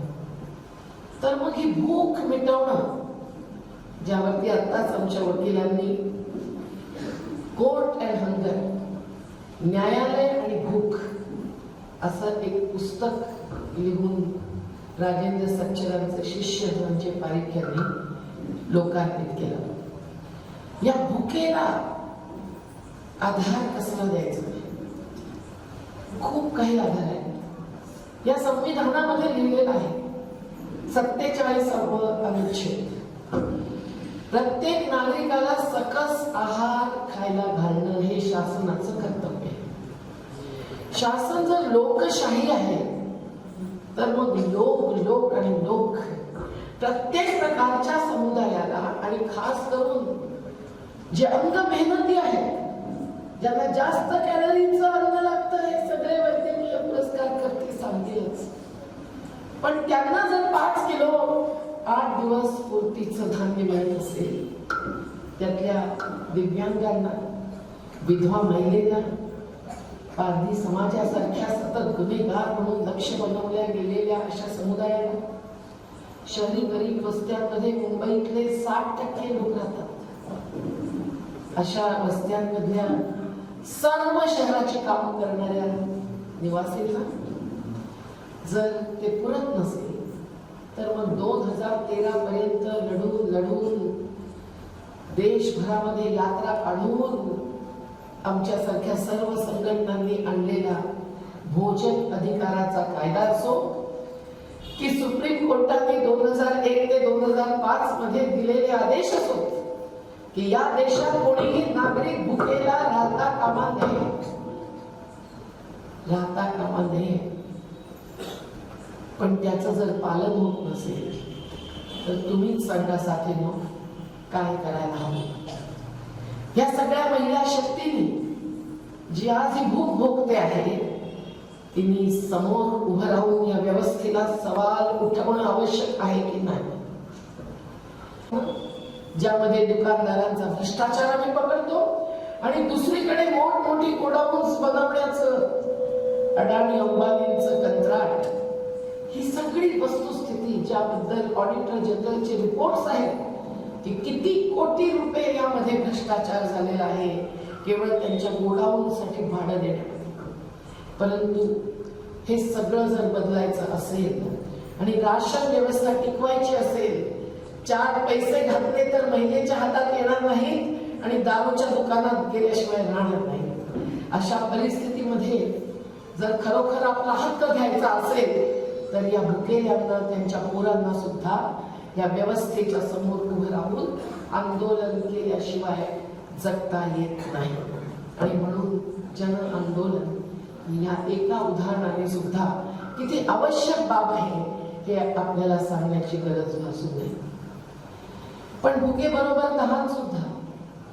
आज पाण्याचा विचार केला तर जल, जंगल, जमीन हे सगळं मिळून जी एक प्राकृतिक पर्यावरणीय व्यवस्था, कुठलाही पर्यावरण शास्त्रज्ञच काय आपण सुद्धा समजू शकतो. आणि त्या व्यवस्थेचा एक एक तुकडा जर जे पिढ्यानपिढ्या जगत आले आणि ते सुरक्षित राखत आले, ज्यांनी नद्यांचं पाणी बाटलीमध्ये भरून 55 पैसे लिटरला हे पाणी मिळतं, म्हणूनच मागे टाकला होता तुम्ही फेकून देऊन फोडावं असं मला वाटतं. 55 पैसे लिटरनी कंपन्यांना मिळतं आणि 18 आणि 20 रुपयाला विकलं जातं. हे जर काळं झालं आणि थोडस त्याच्यामध्ये टेस्ट आली तर कोका कोला आणि पेप्सीची काय किंमत आपण जाणत असतो. मित्रांनो, या सगळ्या पासून दूर राहिलेले, प्रकृतीशी निसर्गाशी जोडून जगणारे, ज्यांनी आपल्यासाठी अजूनही कमी अधिक नद्या वाहत्या ठेवलेल्या आहेत, कुठेतरी भूजल अजून टिकून आहे.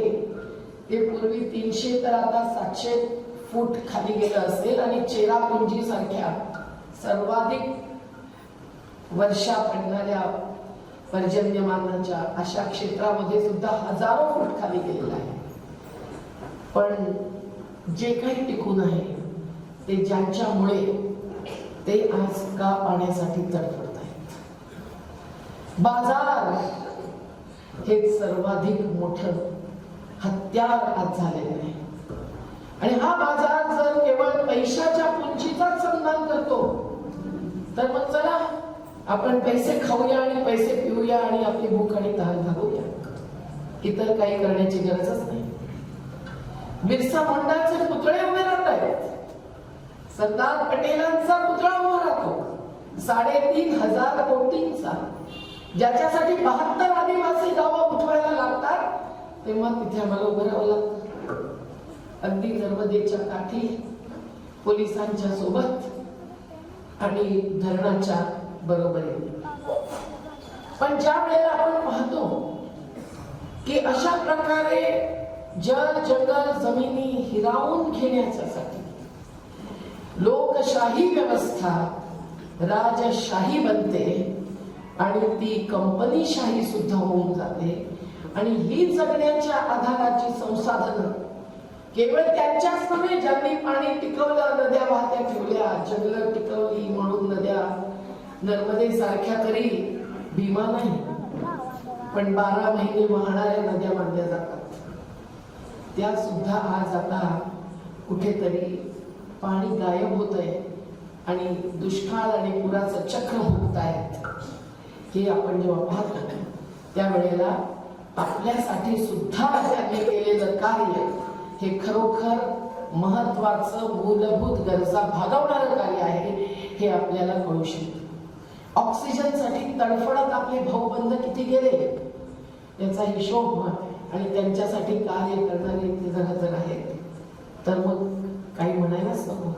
कॉन्सन्ट्रेटर किंवा ऑक्सिजन प्लांट ऑक्सिजन निर्माण नाही करत, हवेतला काढून घेऊन भरतो आणि आपल्याला व्हेंटिलेटर मधून देतो लाखो रुपये घेऊन. प्रत्यक्षामध्ये मुफ्त सेवा करणारी नैसर्गिक संसाधनं ही जर आपण टिकवली नाही तर याच्यासाठी काय करायचं? लोकशाही व्यवस्थेने काय निर्णय घेतले त्याबाबत हे जर गेल्या काही वर्षांचा झलक सारखा जर आपण अंदाज घेतला तर आपल्या लक्षात येईल. हा, पॅरिस मध्ये, ग्लासगो मध्ये, कोपनहेगन मध्ये जलवायू परिवर्तनाची, क्लायमेट चेंजची खूप चर्चा चालते. तिथे प्रत्येक वेळेला कन्व्हेन्शन्स आणि कोव्हेनन्स म्हणजे करार मदार होतात, ठराव जाहीर होतात. आपलेही मंत्री संत्री तिथे जातात, प्रधानमंत्री घोषणा करतात की 2070 पर्यंत भारतामध्ये कार्बन डायऑक्साईड संपलेला असेल. म्हणजे कार्बन डायऑक्साईड जो खरोखर जीवनाला घातक असतो तो संपवण्यासाठी आम्ही सर्व प्रकारची व्यवस्था करू. रात्रभर सांगावं लागेल तुम्हाला जर सांगायचं असेल तर की पॅरिस मध्ये काय काय ठरलं होतं आणि त्याच्यानंतर काय काय झालं. पॅरिस मधून परतल्यानंतर 41 कोळशाचे ब्लॉक्स कंपन्यांसाठी मोकळे केले गेले, खुले केले गेले.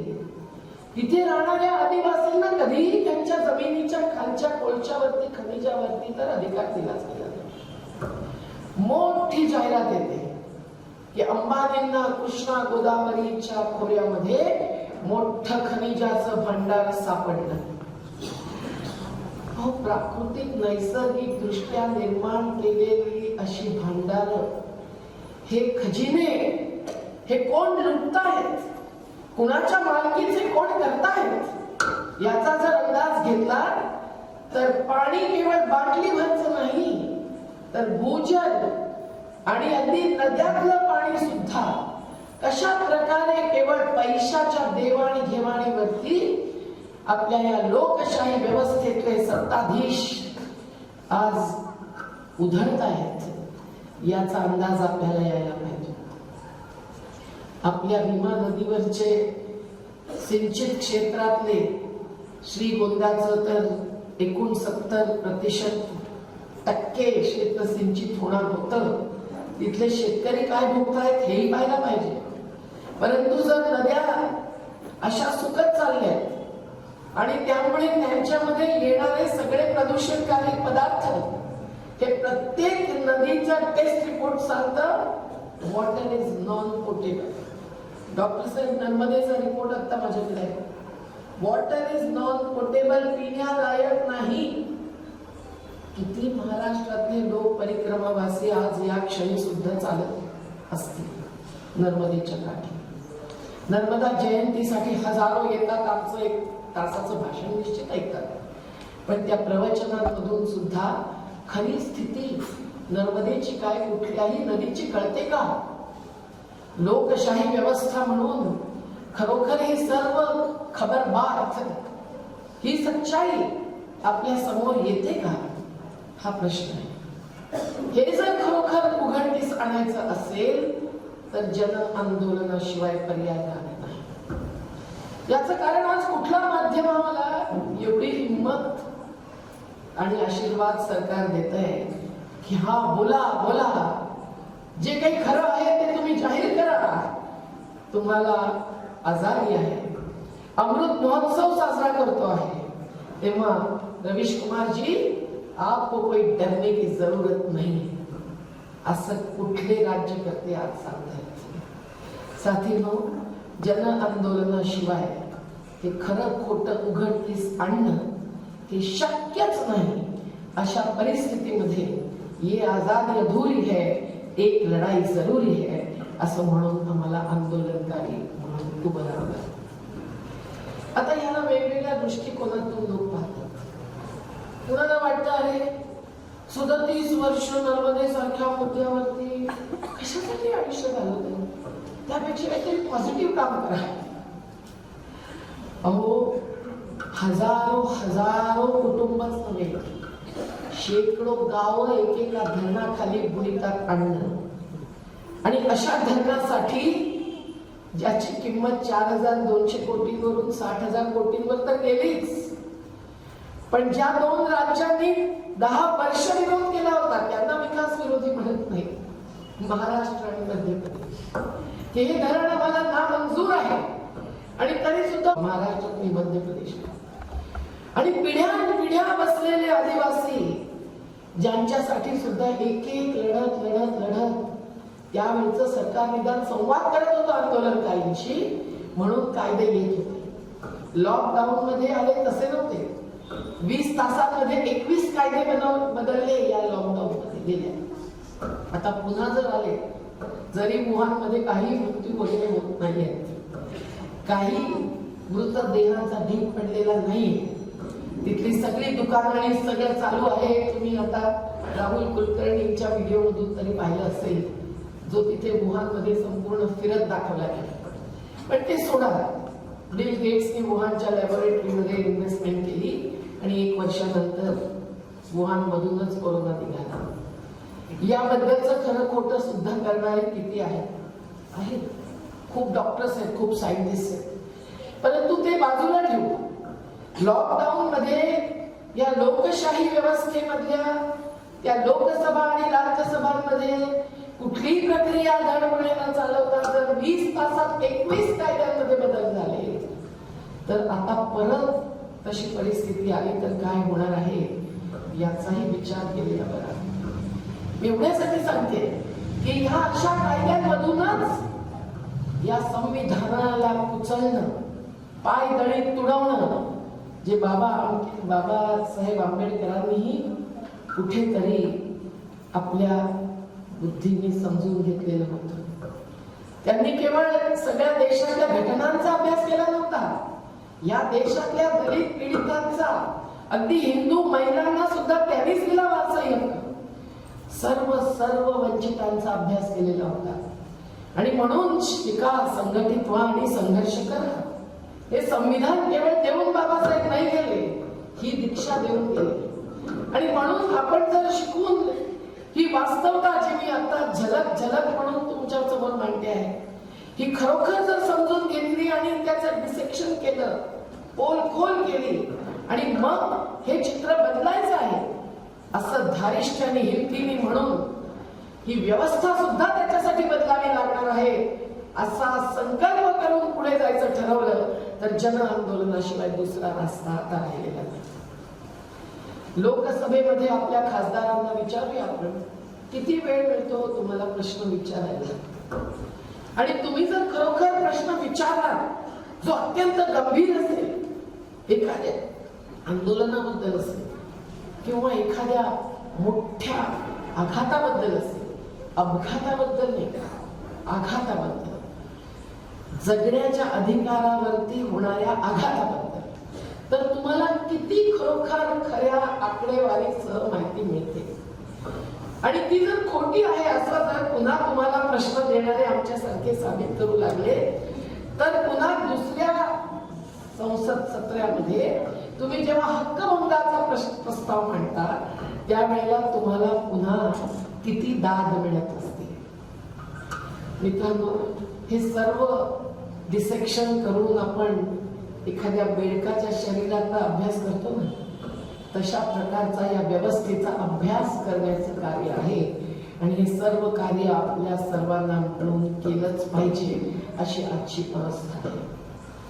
जंगलाचंच घ्या ना, ऑक्सिजन देणारं जंगल, पाणी जे मुक्तपणे प्रकृती देते, निसर्ग देतो, ते खाली सर्वात मोठ्या भूजलातल्या सरोवरात भरणारं जंगल, त्यातून येऊन नद्या वाहत्या 12 महिने नाही तर 8 महिने तरी ठेवणारं जंगल, आणि अनेक प्रकारच्या जडीबुटी जे आयुर्वेदिक औषधं तुम्ही घेत असताल, आता ॲलोपॅथीचे अनेक परिणाम भोगल्यानंतर डॉक्टर आता सर्व काढा म्हणायला लागलेत, तर मग त्याच्यासाठी सुद्धा आवश्यक असलेल्या जडीबुटी राखणारं जंगल.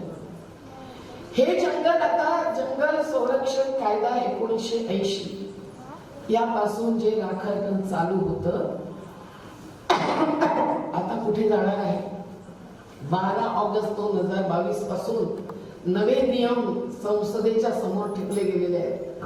पण आता अचानक कोरोना आला तर संसद सत्र चालणार. विनाश आणि विषमता याच्या आधारावरती अर्थव्यवस्था मुठ्ठीभरांना सर्वसंपन्न करते आहे. आणि या संविधानाचा पुन्हा आधार घेतला तर अनुच्छेद 39 मध्ये जो मार्गदर्शक सिद्धांत आहे त्यामध्ये म्हटलेला आहे कि मुट्ठी भरों के हाथ में संपत्ति केंद्रित हो ऐसी अर्थव्यवस्था नहीं चलनी चाहिए. शासनाचं कर्तव्य आहे रोजगार निर्माण करणं. तोही कॉटेज इंडस्ट्री मधून निर्माण होऊ शकतो असं अनुच्छेद 43 मध्ये सूचित करून ठेवलेलं आहे. पण साथींनो, कोण वाचतं संविधान? याच्यावर हात ठेवून शपथ घेणारे तर खूप आहेत. वाचण्याची गरज जनतेला आहे. आपल्या प्रत्येक युवकाला आणि युवतीला आमचं आव्हान आहे. मी आता तुम्हाला काही छोटेसे परिचय देऊन जाणार आहे.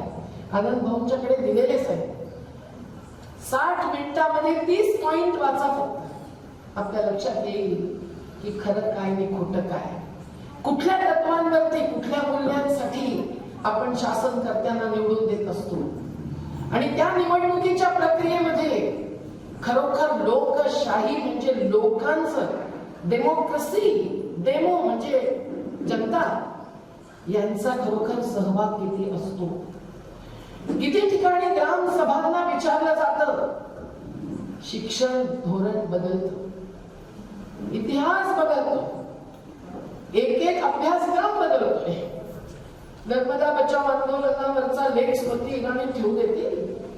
अडाणीचे सीईओ जेव्हा आमच्यावर हल्ला करवतात, हल्लेखोर आता गुजरातच्या निवडणुकीत एक निवडून येतात, दुसरे लेफ्टनंट गव्हर्नर ऑफ दिल्ली बनतात, क्रिमिनल केसेस चालूच राहतात 20 वर्ष.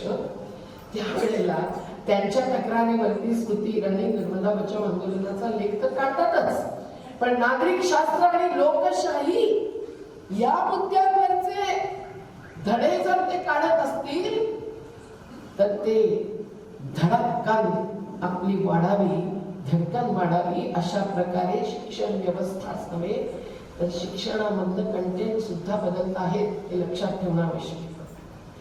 कुठेतरी ज्यांच्या विरोधात सरदार पटेलांनी खुलं वक्तव्य दिलं होतं की धर्मांध शक्ती आणि संस्थांवर बहिष्कार टाका, त्यांचा पुतळा उभे करणारेच सर्व आज नव्या शैक्षणिक धोरणातल्या समितीचे सदस्य झालेले.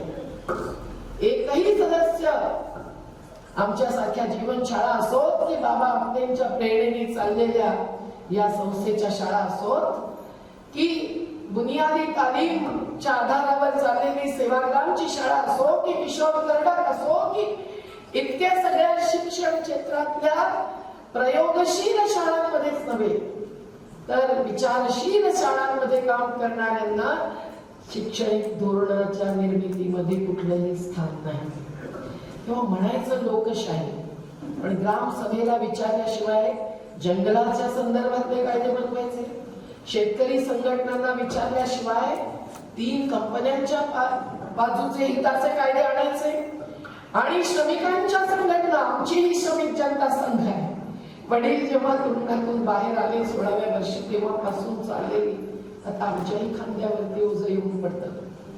पण आम्ही पाहतो ना, सफाई कर्मचारी ठाणे आणि कल्याण महानगरपालिकेत ज्यांना किमान वेतन दिलं जात नाही. कालच मी रेल्वेमध्ये मॅनेजमेंटशी कॉन्ट्रॅक्ट लेबर संबंधी चर्चा करून गाडीत बसले. काय म्हणत, कुठल्या प्रकारच्या चर्चेमध्ये चित्र येतं कुठलं, हे जर आपण अनुभवलं तर धक्कादायक आहे. कायद्याचं पालनच नाही, ठेका मजदूर कायद्याचं नाही, पेमेंट ऑफ वेजेस ऍक्टचं नाही, किमान वेतन कायद्याचं नाही, आणि त्यांच्या हातात पे स्लिप सुद्धा नाही. तर मग समान काम समान वेतन स्त्री आणि पुरुषालाच नव्हे तर ठेका मजदूर आणि कायमी मजदूराला सुद्धा याचं पालन कोण करणार? RTI मध्ये सुद्धा खोटं उत्तर आलेलं आम्ही घेऊन गेलो की पहा, ज्यांनी 350 श्रमिकांना कामावर ठेवलेलं आहे त्या कॉन्ट्रॅक्टरशी आमचं काही कॉन्ट्रॅक्ट झालेलंच नाही असं रेल्वे प्रशासन उत्तर देत आहे. तेही घाबरले, तेही आधारले. अधिकारी म्हणाले मला बघावं लागेल, पण कधी बघणार? जोपर्यंत आम्ही त्यांच्या दरवाज्यात बसणार नाही तोपर्यंत बघून सच्चाई बाहेर येणार नाही. पण शेवटी आपल्याला या सगळ्या मुद्द्यांवर जर लढायचं असेल तर हे कायदे बदल, नवीन कायदे थोपवणं, 29 श्रमिकांचे कायदे जे आझादी आंदोलनानंतर झाले, जे हातात घेऊन इंडस्ट्रियल ट्रिब्युनल मध्ये मी माझ्यासारखे उभे राहू शकते, पण तेच जर ते आता परतीला लागलेले आहेत, अजून नाही, कारण पुढचं वर्ष पण निवडणुकीचं आहे आणि त्याच्या पुढचं वर्ष पण निवडणुकीचं आहे. परंतु निवडणुकीच्या चौकटीमध्ये जर हे कुठेतरी पुढे रेटत असतील किंवा थांबवत असतील तर ही लोकशाही व्यवस्था नाही, ही कंपनीशाही आहे, ही भांडवलशाही आहे. आणि म्हणून ह्याच्या विरोधामध्ये जोपर्यंत आंदोलन उभं राहत नाही तोपर्यंत संविधानाचं पालन होऊ शकत नाही. आणि घटना विरोधी कायदे जर ते थोपवत असतील तर त्या कायद्यांचा बहिष्कार हे महात्मा गांधीजींच्या असहकार आंदोलनाची आठवण करून देणारं आंदोलन असू शकतं. का आम्हाला अधिकार नाही आंदोलन करण्याचा, हाही प्रश्न विचारला पाहिजे. नर्मदेचंच उदाहरण घ्यायचं तर कुठलाही फायदा महाराष्ट्र आणि मध्य प्रदेशाला नाही. आता ते पैशाची देवाणघेवाण करतायत गुजरातबरोबर, त्याच्यासाठी मध्यस्थता आर्बिट्रेशन चाललेलं आहे. 245 गावांना बुडीत क्षेत्रामध्ये ढकलल्यानंतर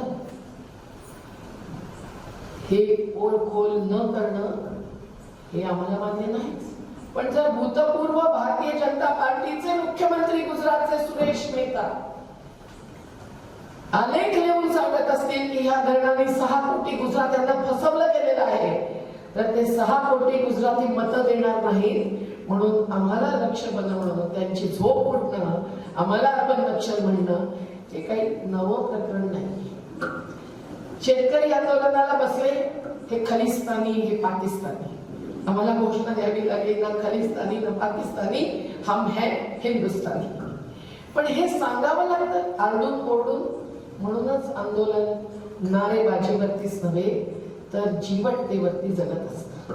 आणि आजच्या या लोकशाही व्यवस्थेमध्ये अशा प्रकारे जनशक्तीच्या आधारावरती, सत्तेच्या, धनसत्तेच्या, धनबलाच्या, पोलीस बलाच्या आधारावर नव्हे, जेव्हा आपण आवाज उठवतो तेव्हा आपणच लोकशाही टिकवत असतो.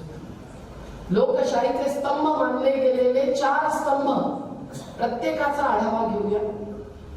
वाढवी लागली आहे की नाही प्रत्येक स्तंभ पहा. आज अपवाद प्रत्येक ठिकाणी आहेत, परंतु अनेक ब्युरोक्रॅट्स जे सुद्धा अधिकारी हे लोकशाहीचे स्तंभ मानले जातात, ते ग्लोबलायझेशन, लिबरलायझेशन, वैश्वीकरण, भूमंडलीकरण आणि उदारीकरण यांनी भारावलेले असतात. कारण लाखोंची पॅकेजेस कॉर्पोरेट क्षेत्रातूनच येत असतात.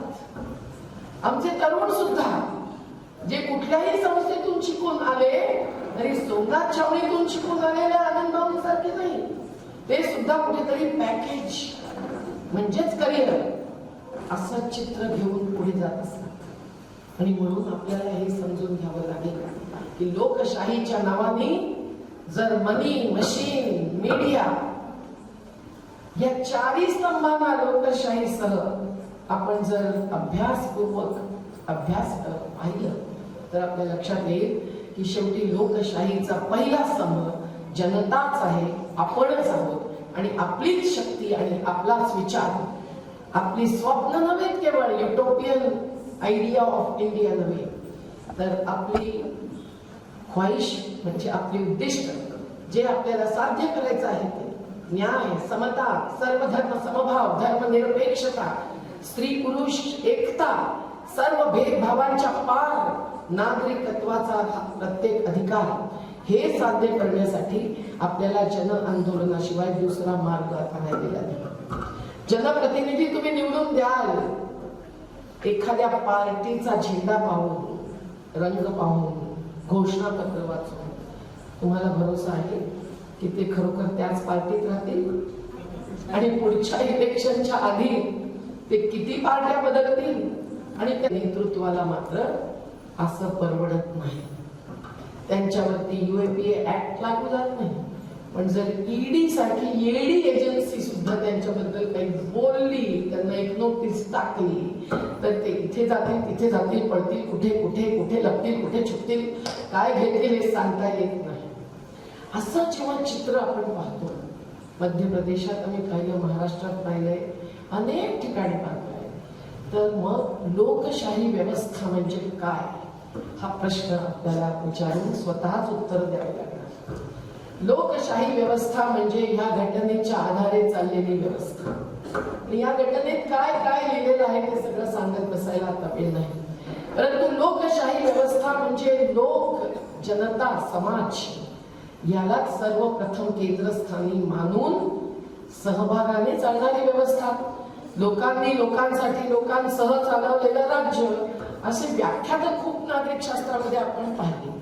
परंतु तशी खरोखर जर चालायची असेल तर मग कुठलं एकक हे विकासाचं नियोजन असेल, की अर्थव्यवस्थेच्या बद्दल किंवा अगदी ईव्हीएम मशीन सारख्या निवडणुकीच्या एखाद्या साधनाबद्दल निर्णय घ्यायचा असेल, तरी कुठल्या एककाच्या पातळीवरती चर्चा झाली पाहिजे. नवीन येणारा कायदा, बदलला जाणारा कायदा हा वेबसाईट वरती 15 दिवस त्याचा मसुदा घालायचा आणि तेवढ्यामध्ये तुम्ही तुमची मतं द्या, तुम्ही सूचना द्या. आम्ही अगदी क्लॉज वाईज सूचना देतो. तो नितीश कुमारांचा शराबबंदीचा कायदा असो, जो आम्हाला मान्य आहे, कारण 47व्या अनुच्छेदामध्ये शराबबंदी हे शासनाचं कर्तव्य आहे. ग्रामसभेला, शहरातल्या वॉर्ड सभेला काही महत्व नाही. कमिट्या बनतात, त्यामधलं राजकारण चालतंय, परंतु प्रत्यक्षामध्ये प्रत्येक नगरसेवकांनी वॉर्ड सभा नियमित लावल्या पाहिजेत. म्युन्सिपालिटीचा कायदा आहे आणि संविधानामध्ये 243वा अनुच्छेद ज्या वेळेला आला तो लवकर आला नाही. 1976 मध्ये समाजवाद शब्द तरी आला, उशिरा का होईना, पण त्याही नंतर 1992-93 मध्ये राजीव गांधींना जेव्हा हे लक्षात आलं आणि त्यांनी मांडून ठेवलं की मुझे समझ में आ रहा है की power to people is the only way out. नाहीतर 1 रुपयातले 10 पैसेच खाली जातात, बाकी सगळे गायब होतात. त्यावेळेला हे 73 आणि 74 संशोधन अनुच्छेद 243 वाचलाच पाहिजे आपण. तेव्हा आपल्याला कळेल की आपला अधिकार किती आहे. प्रत्येक गावाने, प्रत्येक वॉर्डने आपलं आपलं विकासाचं नियोजन करायचं. खेळाची मैदानं कुठे रिकामी ठेवावी, कुठे पाण्याचं नियोजन करावं, पाणी भूजलामध्ये कसं भरावं, नदी जर वाहते आहे तर त्याच्यामध्ये डिझेलचे क्रूज चालण्याला विरोध करावा की मंजूर करावा, हे सगळं ठरवण्याचा अधिकार आहे. आपल्याला ठरवायचं आहे की तुम्हाला मॉल हवेत की शिक्षण संस्था वाढायला हव्या. आज जर इतका वंचित दलित आदिवासी समाज पुन्हा नवब्राह्मणवादासारखा शिक्षणापासून वंचना भोगू लागलेला आहे आणि ऑनलाईन शिक्षण हे मूल्याधारित शिक्षण नाहीच होत. पाश्चिमात्यकरण एक गोष्ट आहे, परंतु मूल्यांची चौकट न समजणारे ओबामाचं नाव जाणतात, आंबेडकर जाणत नाही. अशा परिस्थितीमध्ये आपल्याला काय हवंय, हे लोक म्हणजे नागरिक, आणि नागरिक सुद्धा आता आधार कार्डाच्याच आधारावरती ठरवायचं का, ते तर पेगासससाठी आवश्यक गोष्ट आहे. आमचे सगळे कार्ड आणि सगळा डेटा त्यांच्या हातात गेलेला आहे. भूमी अभिलेख सुद्धा बिल गेट्स फाउंडेशनच्या हातात दिलेला आहे. तेव्हा 3 कायदे वापस केले असले तरी कॉर्पोरेटीकरण थांबलेलं नाही, सगळ्या गोष्टीत जात नाही. पण लोकशाही व्यवस्था तर अशा प्रकारे या मनी मशीन, निश्चित या मशीनीचा प्रभाव आहे. आणि मीडिया ज्यावरचे प्रभाव दबाव तर आपण पाहतोच आहोत, आणि मी त्याच्या बरोबर जोडीन माफिया, जे अगदी राजकीय पक्षांमध्ये सुद्धा आहेत. म्हणून अवैध रेत खाणी चाललेल्या आहेत, नद्या सुटत आहेत, म्हणून अवैध शराब चाललेली आहे, हजारो कोटी रुपये कमवत आहेत, महिला विधवा होत आहेत, त्यांची मुलं सुद्धा शराबी होऊन त्यांचं आयुष्य बरबाद करतात आणि स्वतःच सुद्धा. आणि रोजगार निर्माणासाठी मात्र जे बजेट आवश्यक आहे, जे नियोजन आवश्यक आहे, स्थानिक संसाधनांमधून जास्तीत जास्त रोजगार तिथेच झाला पाहिजे. असं कसं काय की आमचा निमाड नीम कडू लिंबाच्या झाडाने भरलेला, पण त्याची औषधं, त्याचं तेल याची नीम, टूथपेस्ट सगळं काही बाहेर पडतं. कधी विचार केलेला आहे कुठल्या एककामध्ये कशा प्रकारे रोजगार निर्माण होऊ शकतो? आणि आपण सुद्धा विचार करण्याची वेळ आहे. आपण सुद्धा बाजारीत झालो आहोत, तर आपण सुद्धा चॉईस कुठल्या गोष्टींचा करतो? आपण बेकरीच्या बिस्किटांकडे पाहिलं नाही आणि आपण केवळ पॅकेज फूड असो की पाणी असो जर घेत राहिलो तर मग बिचौलिये मध्यस्थ किती कमाई करतात हे तुम्हाला माहितीच आहे. मुकेश अंबानींची 11,700 दुकानं आहेत शेतीच्या मालावरती चालणारी रिटेल शॉप्स, ज्याच्यामध्ये शेतीचा माल कुठला ना कुठला तरी विकला जातो. ही 7,000 छोट्या मोठ्या शहरांमध्ये. आणि म्हणून 2014 मध्ये त्यांची जी 14,000 कोटींची प्रॉपर्टी होती ती 1,62,000 वरती गेली 2020 पर्यंत. आज 30 लाख कोटी रुपये कर्ज माफी झालेली आहे मोठ्या उद्योगपतींना गेल्या 8 वर्षांमध्ये आणि 44 लाख कोटींची करमाफी झालेली आहे. पण इथे मात्र जीएसटी 18% आणि बैलगाडीवरती सुद्धा टॅक्स आणि खाण्याच्या वस्तू ज्याची महागाई आज जाणते आहे आयुष्य अनेकांचं त्याच्यावर टॅक्स. हे कसं काय? लोकशाही व्यवस्था असेल तर महागाई, बेरोजगारी असे मुद्दे सर्व प्रमुख म्हणून लोकसभेमध्ये, विधानसभेमध्ये तर चर्चेला येतीलच. पण धोरणांच्या बाबत, कायद्यांच्या बाबत जे काही लोकांना म्हणायचं असेल ते ऐकण्यासाठी कुठे मंच उभे राहतील. मित्रांनो, आपणच हे मंच उभे केले पाहिजे आणि जन आंदोलन असे मंच आणि मोर्चे उभे करतात. तिथेच कुठेतरी आवाज उठवायला जागा असते. ते केवळ वेबसाईटवर उठून चालत नाही. कायद्याच्या मसुद्यावर, विधेयकावर कितीतरी आम्ही चुका दाखवत असतो, सूचना करत असतो. कोण आहे त्याच्याबद्दल? शेवटी जोपर्यंत जनशक्ती आवाज उठवत नाही आणि प्रभाव दबाव टाकत नाही त्याचा परिणाम मतदानावरती होतो हे तरी निदान त्यांना माहिती असतं, तोपर्यंत लोकशाही व्यवस्था चालू शकत नाही. आणि ही लोकशाही व्यवस्था चालवण्यासाठी जर आंदोलनकारी होत असेल, जनता होत असेल तर त्यांना ते खटकतं, त्यांना ते नको असतं. 2 निवडणुकींच्या मध्ये तुम्ही प्रश्न विचारायचे नाहीत, त्यांनी निर्णय घ्यायचे. ते निर्णय बजेटला सुद्धा डावलणारे असतात. आता बजेट कुठलाही निर्मला सीतारामन पुन्हा आणेल त्याच्या मागच्या बजेटचाच अनालिसिस तुम्हाला सांगायचं तर 1 तास लागेल मला. पण त्या बजेटच्या मध्ये जर एवढे मोठे निर्णय तुम्ही घेता, कर उद्योगपतींचं कमी करणं, तर मग आत्महत्या करायला मजबूर करण्यात जाणाऱ्या शेतकऱ्याला तुम्ही न्यूनतम समर्थन मूल्य हमी भाव का देत नाही? तुम्ही म्हणता की सरकारी तिजोरी खाली झालेली आहे, तर मग तुम्ही सार्वजनिक उद्योगाची कोट्यावधी रुपयांची संपत्ती का विकताय अडाणी अंबानींना? कोणी दिला तुम्हाला हा हक्क? हा प्रश्न आपण आपल्या जनप्रतिनिधींना विचारतो का? आणि तो जर विचारायचा असेल तर अभ्यासच केवळ नव्हे, हिंमतही हवी आहे.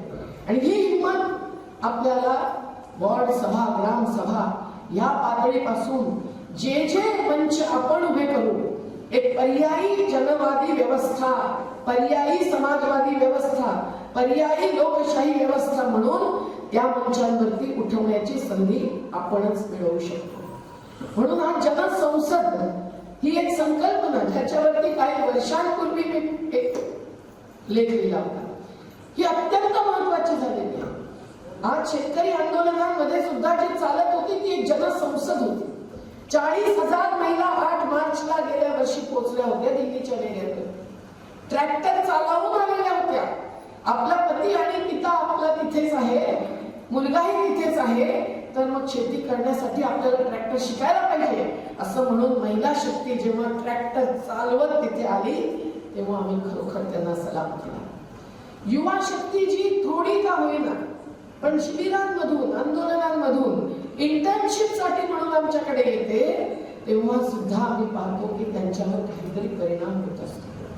संविधान वाचत तर नाहीच, पण आदिवासी पाडे पाहिले, तिथली त्यांचे कष्ट पाहिले, शहरी गरीब वस्त्यांमधलं आमचं घर बचाव घर बनाव आंदोलन पाहिलं आणि तिथे त्यांना कळलं की 75,000 घरं उडवली गेलेली होती 2005 मध्ये. तेव्हा जो जमीन सरकारी है वो जमीन हमारी है असं म्हणून दिवसभर हाय राईज बिल्डिंग बांधणाऱ्यांना रात्री मुलांबरोबर झोपायला नको का? हा प्रश्न विचारून आम्ही पूर्ण रस्त्यात तशाच्या तशा तिथे बसवल्या, पोलीस साक्ष राहिले. ते सगळं पाहून ऐकून त्यांचंही मन भरून येतं. श्रमिक जनता संघ आमची ट्रेड युनियन, आता पूर्वीचं ट्रेड युनियनचं वास्तव नाही राहिलेलं, हेही आम्हाला भोगायला लागलं. परस्पर विरोधी पक्षांच्या ट्रेड युनियन्स एकत्रित होऊन BRS मागतात आणि आमचे 98% श्रमिक BRS नाकारून रोजगाराच्या अधिकारासाठी लढतात. 4 वर्ष कुमार मंडल मिलांना हातात हलवतो आणि मिल बंद असल्या तरी वेतन घेतो. परत दुसऱ्या वेळेला फर्जी विक्री ते करतात. 19 महिने आता परत वेतन शिवाय हायकोर्ट सुनावणी करत नाही. 7 वेळा तारीख पुढे जाते म्हणून बिना वेतन लढतायत. त्यांच्याच बायकांचे डोअरमॅट्स, पायपोस मी आपल्यासाठी विक्रीला ठेवलेले आहेत. जिथेही मी जाते तेव्हा आमच्या नर्मदेच्या खोऱ्यातल्या साड्या असो की ते पायपोस असो, हे विकून कुठल्या कुटुंबाला 1000 रुपये तरी आम्ही देऊ शकतो. असं 874 कुटुंबांचं संघर्ष जन आंदोलन हे सुद्धा आज आवश्यक वाटतं. युवक जेव्हा समोर येऊन, युवती ही जवळ येऊन पाहतात तेव्हा लॉचे स्टुडंट्स असतील की MBAचे असतील, त्यांना लक्षात येतं की खरोखर आज मॅनेजमेंट कशी चाललेली आहे. हे मॅनेजर्स जे पुंजीपती असतात ते प्रॉफिट आणि प्रॉफिटसाठी रोजगाराची जराही पर्वा न करता काय करतात आणि त्यामुळे कुटुंब काय भोगतात. तेव्हा मित्रांनो, आपल्यालाच खरोखर उभं राहायला पाहिजे. या सर्वांसाठी युवा शक्ती आणि महिला शक्तीची अत्यंत आवश्यकता आहे. पण आवश्यकता आहे ती हिमतीची आणि बांधिलकीची. आणि ही बांधिलकी केवळ प्रत्यक्ष भोगणाऱ्यांमध्येच असायला हवी असं मुळीच नाही. बुद्धिजीवी आणि श्रमजीवी यांचा समन्वय हवा आहे. कुठे वकिलांचा अधिकार आहे, कुठे डॉक्टर्स मदत करतात, कुठे पत्रकार मित्र बनतात, कुठे घरी बसलेली महिला सुद्धा काही आळशी होऊन बसलेली नसते. ती सुद्धा आता व्हॉट्सअपवर, TV वर सगळं काही बघत असेल तर मग तिच्याही लक्षात येईल की या देशातली विभत्स विषमता, समता, न्याय, समाजवाद याच्या आधारावरती आपण कशी पेटवू शकतो. पण यामध्ये जे खोडे घालतात जाती आणि धर्माच्या नावाने, त्याचं काय करायचं हा सुद्धा आजच्या लोकशाही व्यवस्थेपुढचा अत्यंत गंभीर प्रश्न आहे. हा प्रश्न इतका गंभीर आहे की आपण गप्प बसूच शकत नाही. तुमचे आमदार, खासदार कुठल्याही पक्षाचे असो, ते जर नागरिक आहेत, माणूस आहेत आणि त्यांच्या आतमध्ये जर मानवीय संवेदना आहे तर कुठल्याही धर्माने दुसऱ्या धर्माला मारून टाका असं सांगितलेलं नाही. एखाद्या महिलेच्यावरती बलात्कार होतो, तिच्या आईवरती तिच्या डोळ्यासमोर बलात्कार होतो, तिच्या घरातल्या 13 माणसांची हत्या होते, तिच्या 3 वर्षाच्या मुलाला दडपून मारलं जातं. ती बिल्किस बानो नावाची आहे म्हणून तिचे अपराधी जेलमधून सुटून येतात आणि त्यांचा फुल हाराने सन्मान होऊन मिठाई वाटली जाते. विचार करण्यासारखी गोष्ट. एखादी साध्वी नाव लावलेली संसद जर हे सांगते, खुलेपणाने आवाहन करते की हिंदूंनो, तुम्ही घरामध्ये तुमचा चाकू अत्यंत धारदार बनवून ठेवा, तयार राहा, लव जिहादच्या नावाने तुम्हाला धडा शिकवायचा आहे, त्यांचं उत्तर द्यायचं. कुठला लव जिहाद?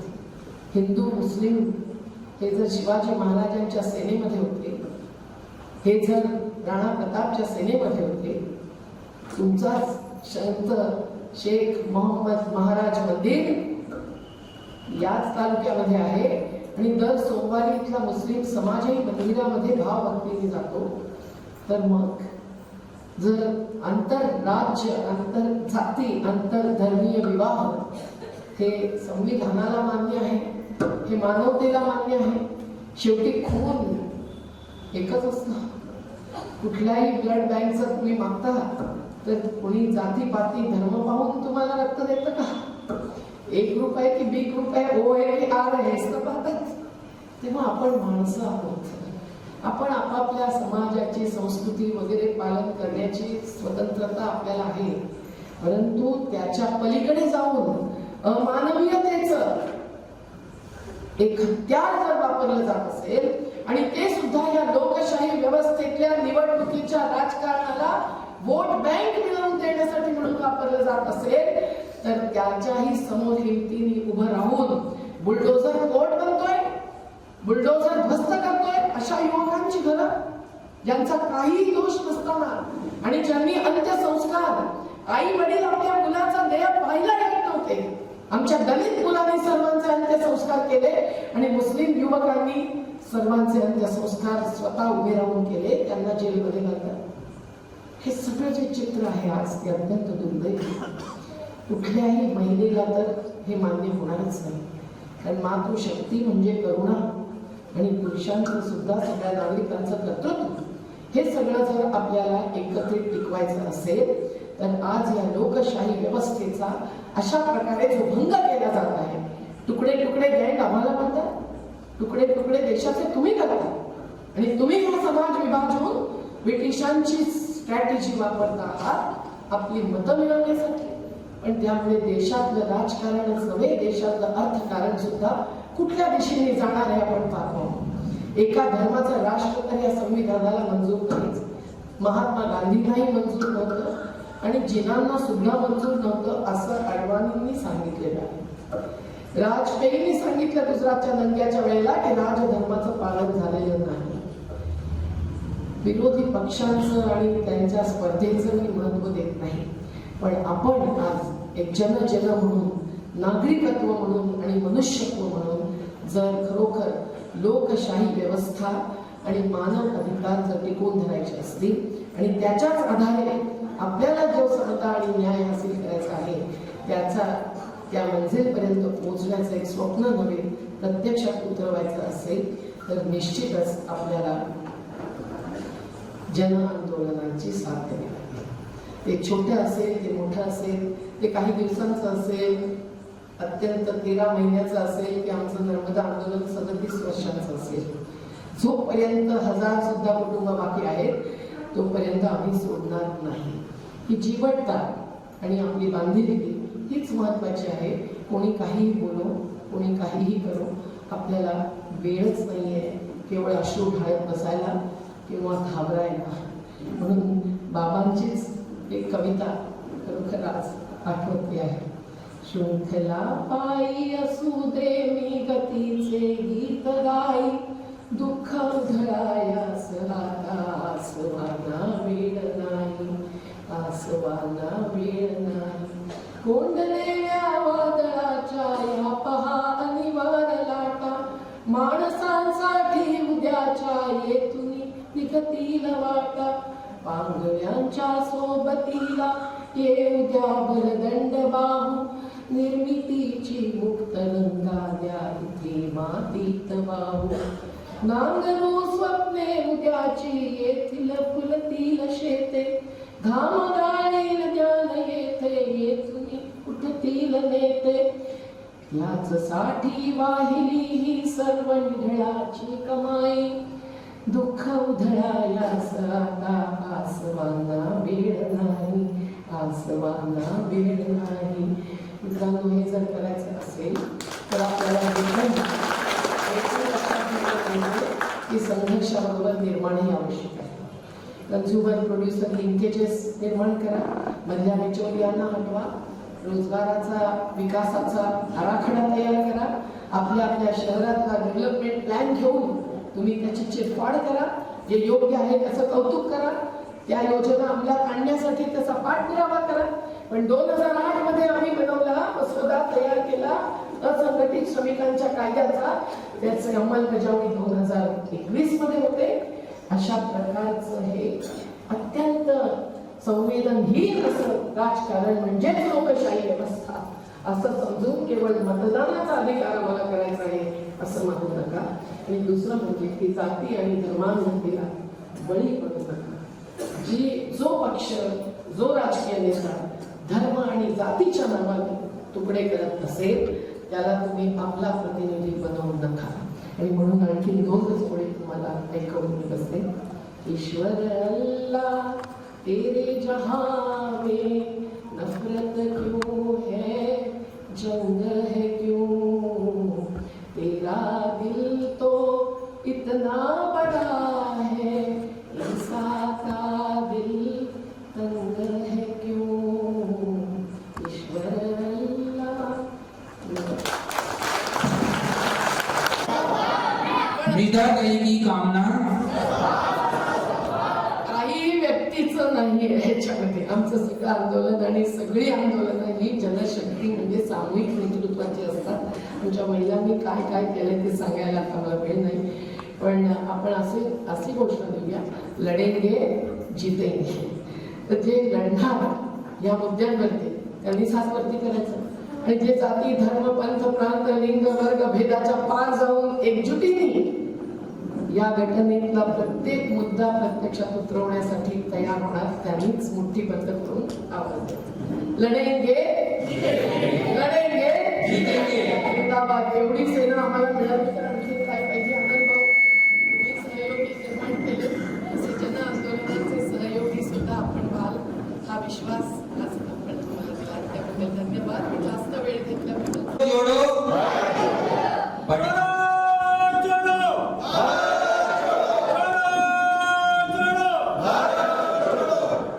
आणखीन एक सांगते. राष्ट्रीय जिथून अरुणा आसफ अल्लींनी घोषणा दिली होती, भारत छोडोची घोषणा युसुफ मेहरल्लीने दिली होती. तेव्हा जसं तुम्ही संत शेख मोहम्मद महाराज मंदिर हे वाचून एक संदेश घेतो, तशा प्रकारचा संदेश त्यातला होता. पण मग त्यांनी ती गोष्ट घेतली. तरी काँग्रेसचा झेंडा नसला तरी काँग्रेस आहेच त्याच्यामध्ये. आम्ही संवादशील त्या पक्षाला मानतो. संवेदनाही त्यांनी दाखवलेली म्हणून इतके सारे कायदे आमच्या संघर्षातून आलेले आहेत. पण आम्ही मग नफरत छोडो संविधान बचाव ही संकल्प घोषणा घेतली आणि 200 जिल्ह्यांमध्ये देशभरातल्या याबद्दलच्या यात्रा झालेल्या आहेत. 75 किलोमीटर पैदल यात्रा असं आवाहन केलं. काही ठिकाणी वाहन यात्रा झाल्या. आणि आता 26 जानेवारी ते 30 जानेवारी हरियाणाच्या बॉर्डरवरून पलवलवरून पैदल यात्रा करून आम्ही दिल्लीत येणार. आणि 30 जानेवारी जो शहादत दिवस आहे, ज्या दिवशी महात्मा गांधींची हत्या झाली, पण सगळ्याच शहीदांना आम्ही याद करणार. मग त्याच्यात अशफाक उल्ला पण आहे, मंगल पांडे पण आहे, त्याच्यात चंद्रशेखर आझाद पण आहे, सुखदेव राजगुरू पण आहे, आणि आम्ही बिरसा मुंडा टंट्याबेरीपासून ते किसान आंदोलनातल्या शहीदांपर्यंत त्या शहादत दिवशी जंतर मंतर दिल्लीमध्ये मोठा कार्यक्रम आहे. आपण कुठली ट्रेन पकडून जिंदाबाद म्हणत तिथे पोचाल तर आम्हाला खूपच आनंद होईल.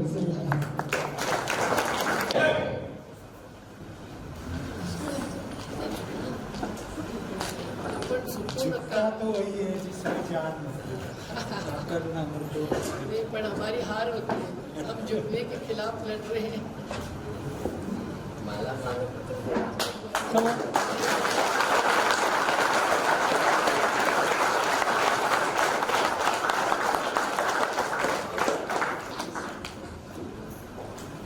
एक फार मोठी जबाबदारी अध्यक्ष समालोचक आपण कृपया ठेवा.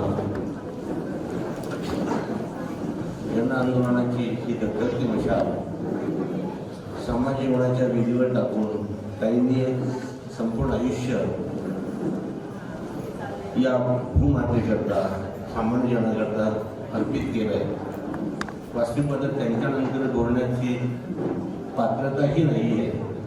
एकच बोरकरांचे काही ओळी आपले उद्योग करतो आणि थांबतो. दिव्यत्वाची जेथे प्रचिती तेथे कर माझी जुळती, एवढीच भावना या ठिकाणी व्यक्त करतो. आणि आपण अतिशय सुंदर शांतपणे छोट्या मुलांनी सुद्धा अगदी स्तब्ध होऊन हा प्रगल्भ धगधगता विचार आपण ऐकला. आणि ताई, तुम्ही आम्हाला या अनुषंगाने त्या अंधारलेल्या संपूर्ण युगामध्ये एक पुन्हा नवचैतन्याची ज्योत तुम्ही या ठिकाणी आम्हाला दाखवली. आपण श्रीगोंदा या नगरीतर्फे, श्रीगोंदा तालुक्यातर्फे आणि आमजनतेतर्फे आपल्याला लाख लाख शुक्रिया व्यक्त करतो. आणि पुनश्च एकदा सर्व उपस्थितांच्या वतीने तुमचे आभार मानतो. तुमचेही सगळ्यांचे आभार मानतो आणि हा कार्यक्रम या ठिकाणी संपला जाहीर करतो.